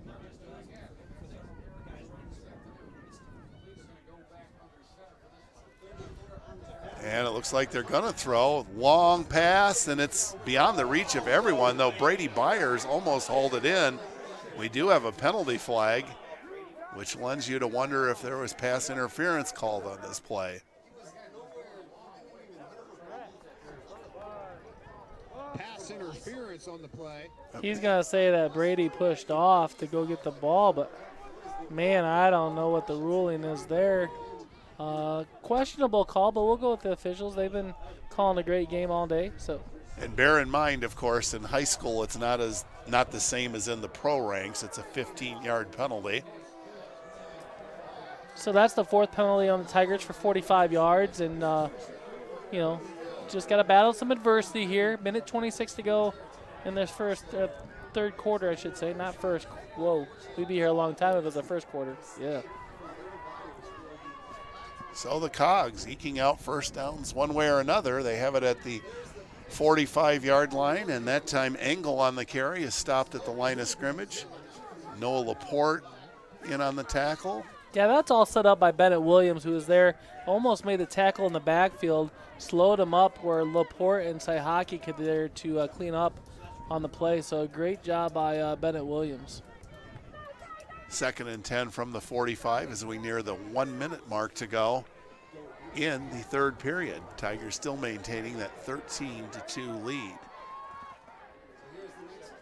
Now a counter play, and winds up being somewhat successful on that carry was Nolan Perry. Yeah, he was hit there initially, wrapped by Ian Morris, just couldn't wrap up, pull him down, and a good job by Barry, who just kept his feet churning there, or Perry, sorry.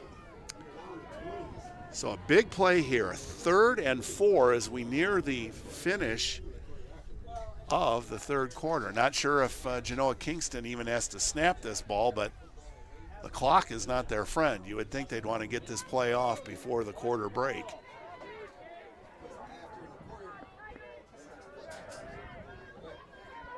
Up the middle it goes for maybe a yard, and so the Cogs will have an interesting fourth down decision. 4th down and 3 as the third quarter is over with, and the Tigers lead it 13-2. Brody. Yeah, Norm, so we got some more score apes coming through here, including Lena Winslow is really starting to pull miles and miles and miles away from Rova. The score now in that match is now 7-70. You heard me right, 70. Additionally, Rock Ridge and Central Catholic. Rock Ridge 14, Central Catholic 12. In the Knoxville game, Knoxville 20, Bismarck 21. Fulton is starting to steam ahead away from the Lutheran Crusaders 20-0. Additionally, Marquette 19, Dakota 22. And in the Amboy game, we have Amboy 6, Milford 14. We got some great games going on all over the state right now, Norm. And, you know, it's good to be here reporting them with you guys. So back to you guys. Well, we're glad we have you. And some of those games have really been teeter-tottering back and forth all afternoon long. Yeah, that's for sure, especially that Knoxville game. I'm really excited to see who's going to win that one. And Bloomington Central Catholic and Rock Ridge, that one's close. Yeah, that's a really good game as well. Here's a big 4th down, Norm. Here we go. 4th down and 2. Wishbone formation. Long snap count. And they're going to get the first down, as on the carry was Brody Engel. Didn't get it by much, but got what he needed. Bennett Williams in on the tackle.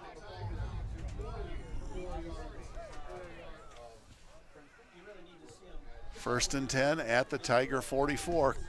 Shout out to a big St. Bede fan, Chuck Hunley, who's in Minnesota. You know, a huge St. Bede fan, but maybe finally seeing the light watching the Tigers. I don't know. Appreciate him watching, as it's first and 10 at the 44 for the Cogs. And the Tigers come up with a sack. Kate Odell, Bennett Williams, Carson Etheridge causing a bunch of chaos back there. That's not what the Cogs had in mind.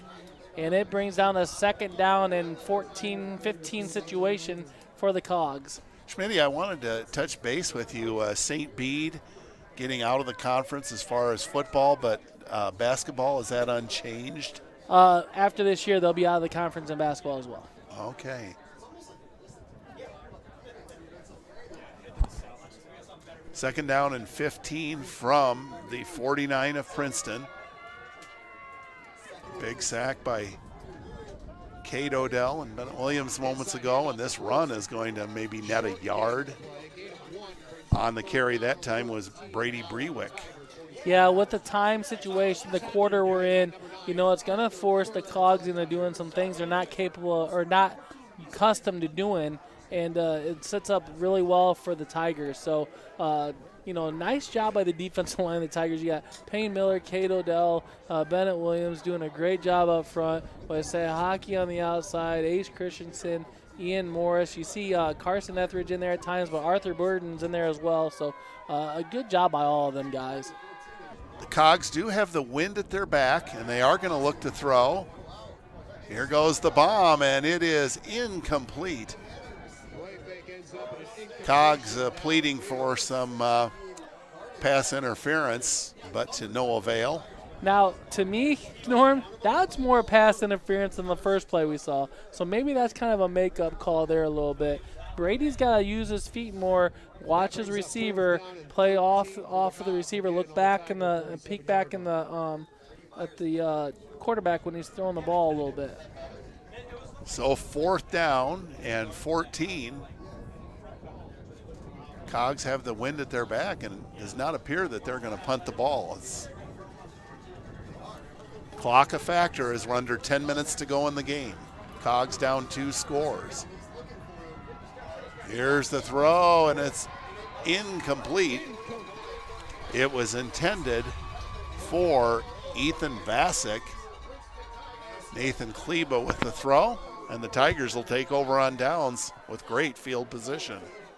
Even more of a concern is you saw that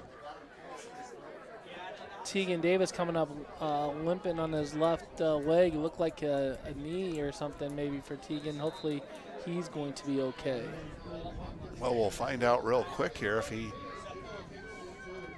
comes out as quarterback. Yep, he is. You can notice, like you said, Schmitty, a little bit of a limp there, but he's a Davis. You know he's as tough as can be. Up the middle it goes, and good yardage for Augie Christensen, close to a first down. Watch this offensive line just create a hole. A pull by Bennett Williams, a pull by Ian Morris, a kick-out block there, and then Augie doing the rest to bring up 8 yards on the play, who has 127 yards on the afternoon. Second down and 2. The ball at the 44-yard line of Genoa Kingston. Augie Christensen again, he's hit once, but then manages to surge forward a bit. Perhaps a yard gain on the play. Yeah, pulling to the other side. There was a nice job by the defensive lineman of the Cogs there. Kind of plugged up the hole so we couldn't get Payne Miller and Kate Odell around there. So Augie hit Payne, and whenever you hit Payne, you're not going to probably go very far. Yeah, and Augie going over to the sideline holding that wrist. We hope that he's okay. 3rd and 2. One thing about being stopped short, it allows that clock to run even further down as we near 8.5 minutes to go in the game. I formation backfield. Handoff goes to the second man through, C.J. Hickey, and he is just blasted. He had no chance whatsoever. Yeah, as you see Connor Grimm with some grim greetings there. See the replay right there, and Grimm just came across Payne's face and kind of surprised him, went on an inside slant. On the Cog, 47-yard line. 4th down and 5 at the 47 for Princeton. What about it, Schmitty? What do you do here? You're going into the wind. I think you go for it. If you're the Tigers, you're up by 2 scores. The clock is on your side. They might wind it down and then punt the ball, maybe. That's probably what Coach Pearson's doing. Going to call a timeout, wind the clock, maybe punt it. Unless he feels good about a play. If he likes a 4th down and 5 play, he'll probably use that right here. If not, they'll punt the ball, and their defense is playing phenomenal right now and pin them back where they have to use the whole field to score a touchdown. Brody scores. Of course, Norm. So Chicago Hope is starting to fire back against Forston 16-8. Additionally, in the Bismarck-Knoxville game, Knoxville's taking the lead over Bismarck again, 28-21. What a great back-and-forth battle that game has turned into. Additionally, in the Prairie Central game in 3A ball, Prairie Central 7, Roxana 6. And that's all the updates I have for you right now. Norm, back to you. All right. Well, as Schmitty mentioned, Tigers taking a timeout to figure out what they're going to do here. Tigers just haven't had very many punts all year long, have they, Schmitty? It's just a rare occasion. No, they haven't, and it's interesting you say that. So maybe that plays a factor too in Coach Pearson's decision. Well, it looks like it's the regular offensive unit that is coming out. 4th down and 5 for the Tigers. Teagan in the shotgun. He has Augie Christensen right next to him. And it's a double reverse to Noah Laporte. And Laporte has the first down. What a football player that kid is. Inside the 40-yard line. Watch this block by Tegan Davis. He just drives the guy back. Maybe had a handful of jersey there too, but we didn't see that. Anyways, first down Tigers. Great play call by Coach Pearson. An unexpected one. Hadn't seen that all year really. And big first down as the clock's going to keep running. Yeah, that's every bit as much of a factor. Run a few more plays and burn a couple more minutes up. Boy, when Noah Laporte gets his hands on that ball, good things happen. Teagan going to keep it himself, and a nice gain on first down, maybe 2 or 3 yards, but at this point, that'll work out fine. Yeah, just 22 yards on 7 carries for Teagan, but he's been asked to do something different today. He's been asked to block a little bit, and I think he's rise to the challenge and blocked. And when you ask a quarterback to block, I mean, they don't get put in those positions very often. So, shout out to that young man that can adjust to whatever coaches throw his way, and he's an unselfish teammate. You know that. I know that from being a coach of basketball, coaching him in basketball, and just an unselfish teammate, good kid. He'll do anything just to get that W. Yeah, I was going to say, I bet you, he's all in on doing the blocking. He's fine with it. Oh, bad snap, and Augie able to cover it up at the 44-yard line. So it'll be a substantial loss, but the good news is Christensen able to maintain possession. Let me ask you this, Norm. Do you think the difference is when you're direct snapping it to Augie, the height difference between Teagan and Augie? Because that's a direct snap. If that's a snap to Teagan, he catches it clean, right? Because of the height difference. That's a snap over Augie's head. It's because of the difference of the height. Maybe yeah, you excellent point. Augie listed at 5'6", Teagan at 6'2". We could get Augie some stilts. He might have needed them there, bro. 3rd and 15 from the 44. Tigers going against the wind. But as I mentioned, Teagan was throwing the ball against the wind in warm-ups and not having much trouble. That pass off the mark, intended for Noah Laporte. It'll bring up 4th and 15. Punt team comes out. 5:58 to go in this contest. The Tigers up 13-2. Norm Schmidt, an exciting change of pace here in the Rock Ridge game. Bloomington Catholic has now taken the lead over Rock Ridge, 18-14, with 1 minute left in the third. Wow, thanks, Brody. I figured that one would be a good one, and it's sure shaping up that way. That's been going back and forth all day. Snap is good, and the punt against the wind. Good job under the circumstances. Was that touched by Genoa Kingston? Some of the crowd definitely thinks so. Must have been close. I don't know. It's hard to tell from our angle up here because exactly. We couldn't see it. So you got to trust that the judges saw it and the officials reacted first down Genoa Kingston right away. Nonetheless, Princeton pins them down to the 21-yard line, and it's 5:48 to go, and you're down by 2 scores. You're going to force Genoa Kingston in some passing situations. Oh, without a doubt. And not a bad punt against the wind. Not bad at all. 1st and 10 for the Cogs. Will they throw the ball? The answer is they're going to try. Here it is. It's a bomb, and it is knocked away by Noah Laporte. On the flip side, Schmitty, I'm sure the coaches aren't too pleased that Ethan Vasic was able to get behind the crowd. No, Noah was there. He just acted like, I think he was there pretty much step by step. He just started playing the football towards the end.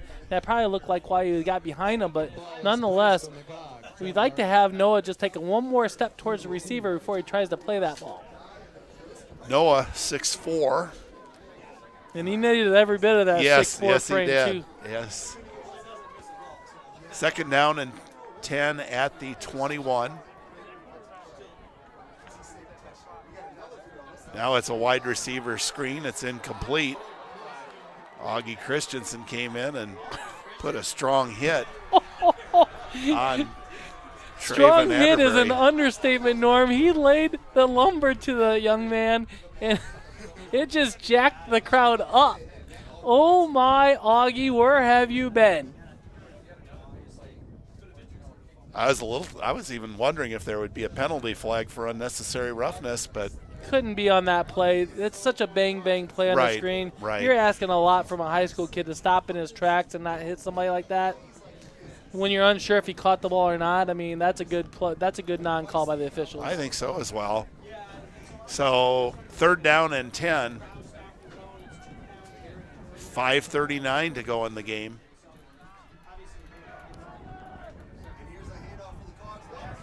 Cogs looking to throw. Here comes the bomb, and it is incomplete.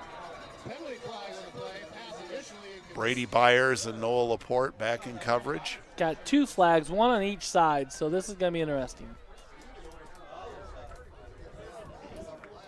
While they sort it out, Brody, if you've got a score, go ahead. Yeah, I got a couple that just came in. In the Amboy-Milford game, Amboy 12, Milford 14, and that's 8-man ball. Additionally, in the Bismarck-Knoxville game, Bismarck has taken the lead in that back-and-forth slogfest, 29-28. And on the exact opposite end of the spectrum, Leno Winslow, it keeps increasing their lead over Rova. We are up to 76-7. Back to you guys. All right. That call was a legal man downfield. Princeton happily declined it to bring down 4th down and 10 for the Cogs. And young man number 8, Kleba, is 0 for 5 to start the contest for him. And, of course, he's in a rough spot here. I mean, everybody knows he's going to be throwing it, and that Tiger defensive backfield is outstanding. Timeout being taken by the Cogs. 5:31 to go in the game. As you see Coach Patrick Smith, Dave Moore, and Nathan Black over there instructing the defense, and they do a phenomenal job with these defensive guys. I mean, holding teams scoreless most of the time all year long. It's just been incredible to see their craft gel with those young men out there on the defensive side of things. You know, we've talked about that Knoxville-Bismarck game. I don't know if either one of you know, or perhaps Brody could look it up, where Bismarck is geographically in Illinois? I don't know, but I can look it up for you. All right, I'm guessing usually when you don't know, it's either a Chicago suburb, which it wouldn't be, or in the deep south.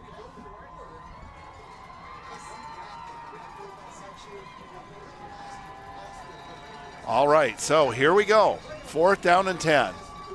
No secret. It's going to be a pass unless the quarterback falls. Here's the throw, and it is incomplete. He wants it incomplete, though. Yeah. Sayhaki doesn't want to catch that ball because you catch it, and it's like a punt, right? So nice job. I don't think he meant to not catch the ball, let's be honest. But he knocked it down, so we'll just call it incomplete pass for the Cogs. 1st and 10 for the Tigers on the 21-yard line. Yeah. Everything you said there was right on. I don't know if you saw it in the Giants game in pro football. Saquon Barkley could have run in for a touchdown, but a similar thing. He fell at the one on purpose, and Chris Berman said he could go almost all the way. Now it's C.J. Hickey on the carry. Seems like we haven't heard from him for a while, but he gets the carry and picks up about 2 or 3. And are the Cogs going to use a timeout? Yes, they are. You know, kind of like Augie Christensen, CJ's tough to bring down as well. He keeps those legs turning as well. All right, Brody. So Bismarck is north of Danville, Illinois, not far from the Indiana border. I just did the math.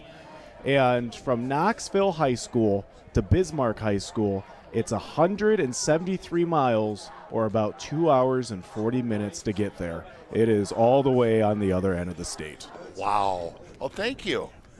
I enjoy going to Danville during the summer, at least once, to go to a Danville Dans game. Danville Stadium, a very old ballpark. If you ever seen the movie The Babe with John Goodman, that's where it was filmed.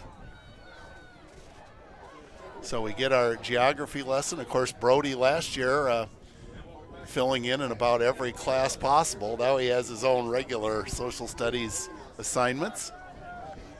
2nd down and 7 for the Tigers, but the big stat, 5:14 to go in the game.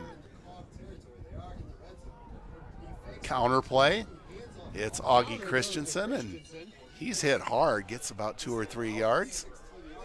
3rd down and 5 coming up as the Cogs will use another timeout. Let's see, is that their last? Scoreboard shows they have 0 left. Yeah, is it 0? That was the last one. So, hey Norm, here's your trivia question for the night. Speaking of Danville, what famous actor is from Danville, Illinois? Was it Dick Van Dyke? It was Dick Van Dyke. Yep. Unbelievable. Norm, if I ever get in a Trivia Pursuit game, I'm having you on my team. I was just lucky on that one, Schmitty. I already called him Schmitty. Hands off. Quit being so modest, Norm. You'd be the #1 pick in most fantasy trivia games, that's for sure. And We'll take what we can get, I guess. there might be one for you to look up, and I bet some of the fans wonder, how old is Dick Van Dyke? He's 96. 96 years old. Good for him. Phenomenal actor, that's for sure. The things you learn on Tiger Central Live. 3rd down and 5 at the 17. Tegan Davis going to call his own number, and he sees the end zone in sight, and that's where he's going to travel to. Watch this replay here as you're going to see Augie Christensen lead the way and make a nice block to bring Tegan Davis loose for a 20, what do we call it, Norm? How many yards? I was thinking it was 17. 17-yard touchdown run. I agree with you. Okay. And that one pretty well puts this out of reach. It's 19-2 as Carlos Benavidez, who is 1 for 1 on PATs, not this time. Benavidez's kick is no good. So the score will remain at 19-2. What a block by Augie. That's a great block. Good play call by Coach Pearson as well. Folks, watch this play by number 15.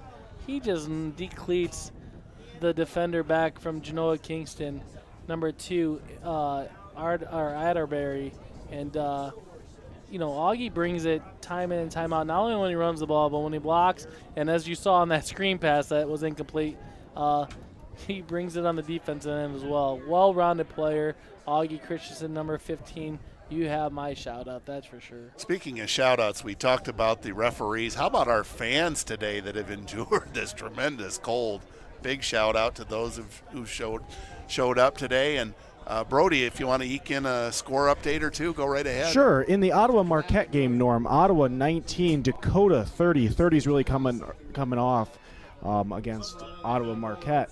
Additionally, in the Knoxville game, Knoxville's taking the lead again over Bismarck 34-29. And in the Prairie Central game, it's a tied game. Prairie Central and Roxana 13. Back to the game. As you can see, Norm, Tigers really bringing it today in the stands as the nice shot there by the Tiger Central Live filming crew. Yeah, thanks for that shot, fellas. We really appreciate it as the return by Engel gets the Cogs out to about their own 35-yard line. And, yeah, we definitely want to give a shout-out to our camera crew. Absolutely. Steve Gray, Austin Gordon, Cail Piper. We appreciate your guys' braving the elements out there, that's for sure.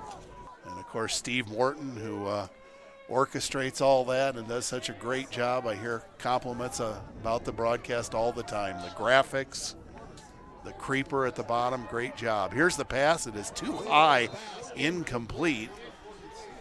It was intended for Ethan Vasic. The Gibson family, Todd Gibson, you remember Tyler, quarterback for PHS a couple years ago? Yeah. They're watching from Madison, Wisconsin after the Badgers game. Appreciate you guys watching and hope all is well with Tyler. And then got people left and right, just shout out left and right from everywhere. Let's try so and get fun. those in, Schmitty, as we all possibly can. Once again, the Cogs, Kleba looking to go to the air, and he is sacked. Ian Morris having a whale of a game, folks. I'm telling you, he stumbles, stays on his feet, does a nice job wrapping up. Bennett Williams called his name in time and time again, as well as Kate Odell, Payne Miller. But Ian Morris, probably the defensive player of the game by far if we had one, because he has just been amazing all game long. How about those shout-outs, Schmitty? Where are they coming in from?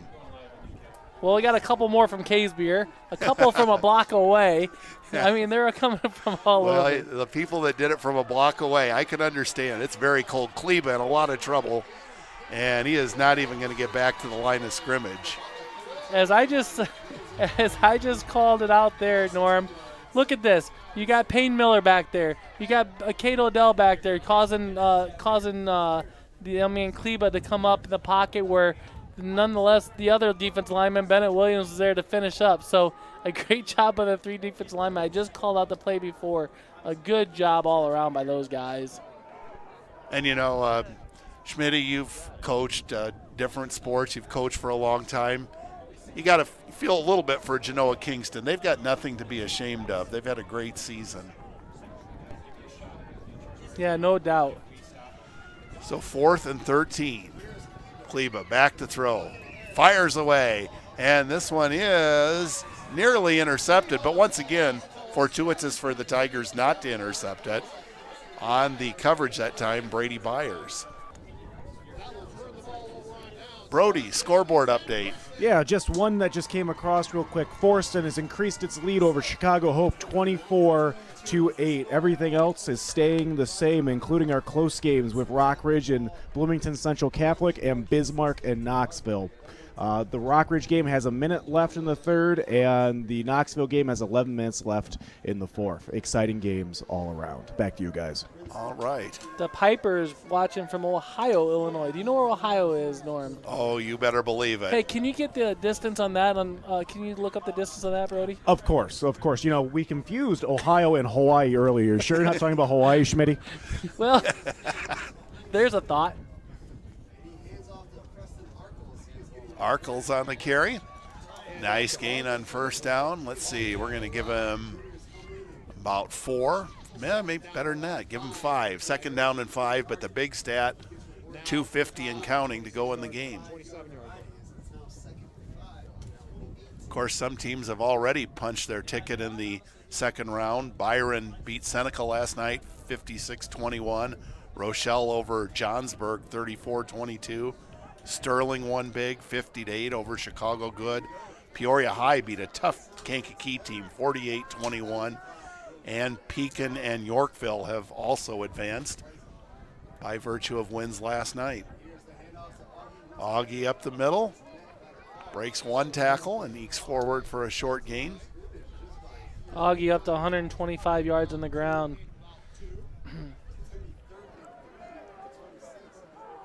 Of course, the Tigers awaiting the winner of a 3 o'clock game, a couple of 9-1 teams, Stillman Valley and Elmhurst IC Catholic. And just a reminder, folks, that if IC Catholic wins, the Tigers will be hosting them here again next week. If Stillman Valley wins, then the Tigers will go on the road up to Stillman Valley. Norm, a final here. Lena Winslow has ended their game against Rova 76-7. All right. So no surprise there as Augie Christensen on the carry goes out of bounds, and this should be unsportsmanlike conduct for unnecessary roughness, and it is. A little bit of frustration there. Yeah, I believe so, yeah.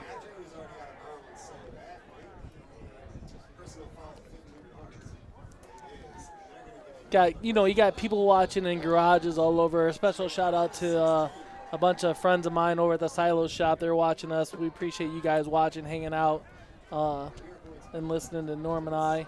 I know it gets a little bit monotonous listening to us because we're pretty boring people, but we appreciate it. 1:32 to go in the game as the Tiger lead is 19-2. Well, for kind of selfish reasons, I wouldn't mind IC Catholic winning. We want to do another game.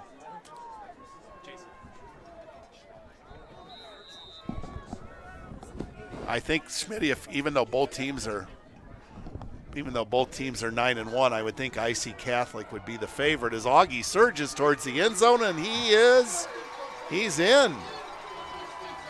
Augie Christensen, an 8-yard run.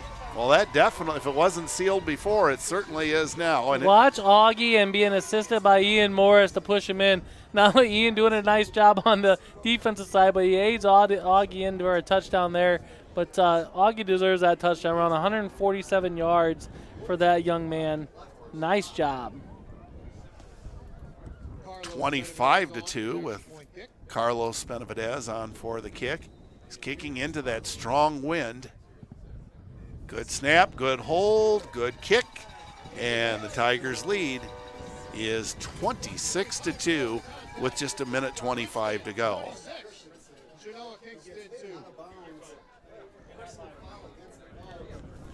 Brody, any updates? Yeah, so Fulton has increased their lead over Rockford Lutheran 28-0. Fulton's really steaming ahead there. as well as in the Amboy game, we have the Clippers at 12 and the Milford Bearcats at 22. And just a reminder, that is 8-man ball. That's 8-man ball. Back to you guys. And we mentioned earlier that Milford already with a win over Amboy Lamoille. Nonetheless, though, great season for the Clippers. Looks like they may come up short today, but you never know. That 8-man game, big plays are not uncommon.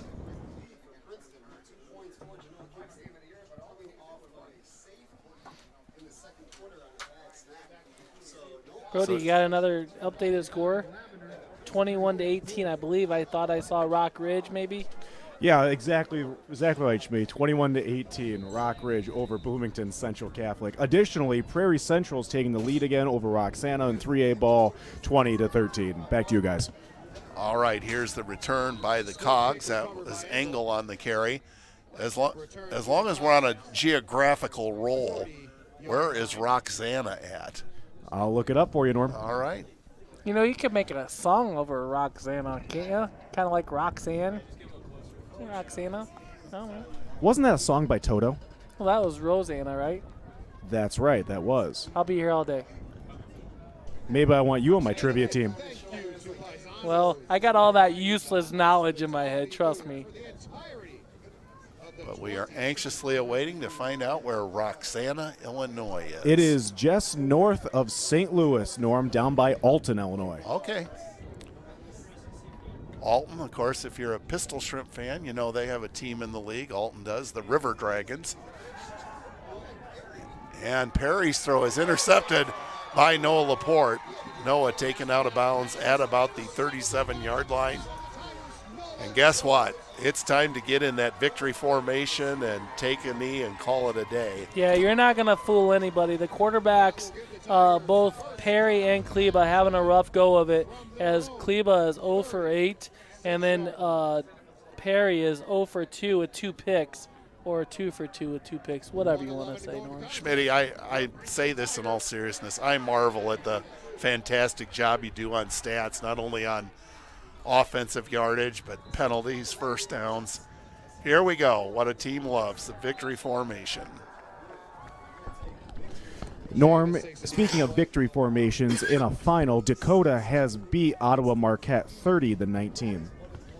Yeah, mentioning Dakota, I remember back in the days when I used to work with the late Randy Swinford. He would always talk about how Dakota had such an outstanding wrestling program. And obviously that kind of transfers over to football as well. So one more snap should pretty well do it. Better conditions would help you. Back judge giving that 5 count.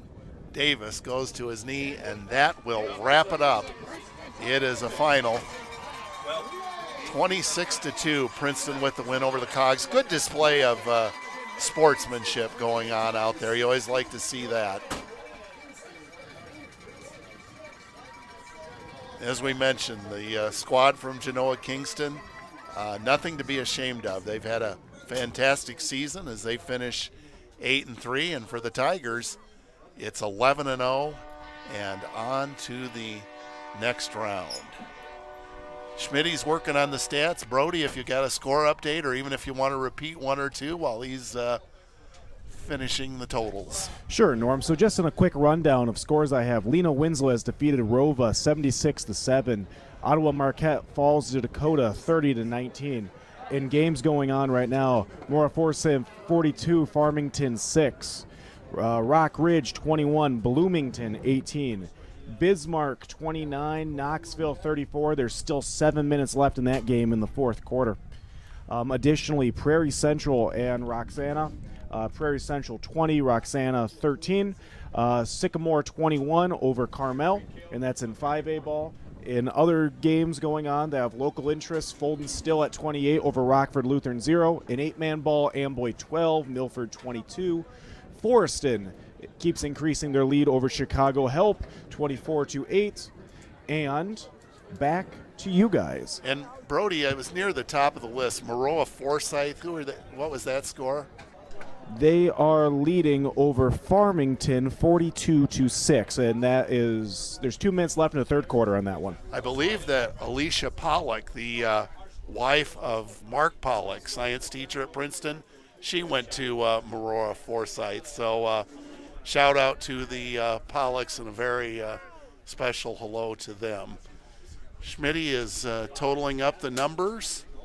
And are you good to go there, Schmitty? Yeah. First of all, I want to give a quick shout out to the Kane family who Kendra graduated at PHS. She's a senior at University of Wisconsin-Platteville, and they're at the football game celebrating senior day. She's on the dance team there, so congrats to her on making it all 4 years there, and hopefully they have a good time. Yeah, for stats-wise, tough day going from the passing aspect for the Cogs as number 9, Perry was 0 for 2 with 2 interceptions, and then number 8, Kleba, was 0 for 8. Leading the way rushing the ball would have been number 3, Engel, who had 10 rushing attempts for 44 yards. In total, Norm, 45 rushing attempts for the team of the Cogs for 112 yards for a total of 2.48 yards per attempt. So that's a great job by the Tiger defense. Fantastic. With six offensive first downs by rush, of course, because they didn't throw the ball any completions. And they had 3 penalties for 15 yards. For the winning Tigers, Tegan Davis, 4 for 7 for 65 yards and a touchdown. Leading the way for rushing was Augie Christensen, who was 24 carries for 147 yards and a touchdown. C.J. Hickey had 6 carries for 50 yards. Carson Etheridge, 1 carry for 1 yard. Tegan Davis, 8 carries, 39 yards, 2 touchdowns. Preston Arkles, 2 carries for 10 yards, and Noah Laporte, 1 carry for 9 yards. Receiving the ball would have been leading the way was Augie Christensen, two catches for 25 yards. 1 catch for Saihaki for 16 yards, and then another catch for Laporte on 21 yards and a touchdown. Princeton Tigers had 17 first downs, 4 by pass, 13 by rush, and had 4 penalties for 45 yards. Scoring drives are as follows: 10:36 to go in the second quarter. Davis with a 1-yard run. Benavidez's kick was good, 7-0. An errant snap by the Tigers caused Augie Christensen to get tackled in the backfield in the end zone. A safety would be the only 2 points for Genoa Kingston on the day, brings the score 7-2. And then Davis to Laporte, 15 seconds to go in the second quarter, 21-yard pass, 2-point conversion was no good, 13-2. 4:56 to go in the fourth quarter. Davis a 17-yard run, bringing the score. The kick was good by Benavidez, 19-2. And then Augie with an 8-yard run with 1:25 to go in the fourth quarter.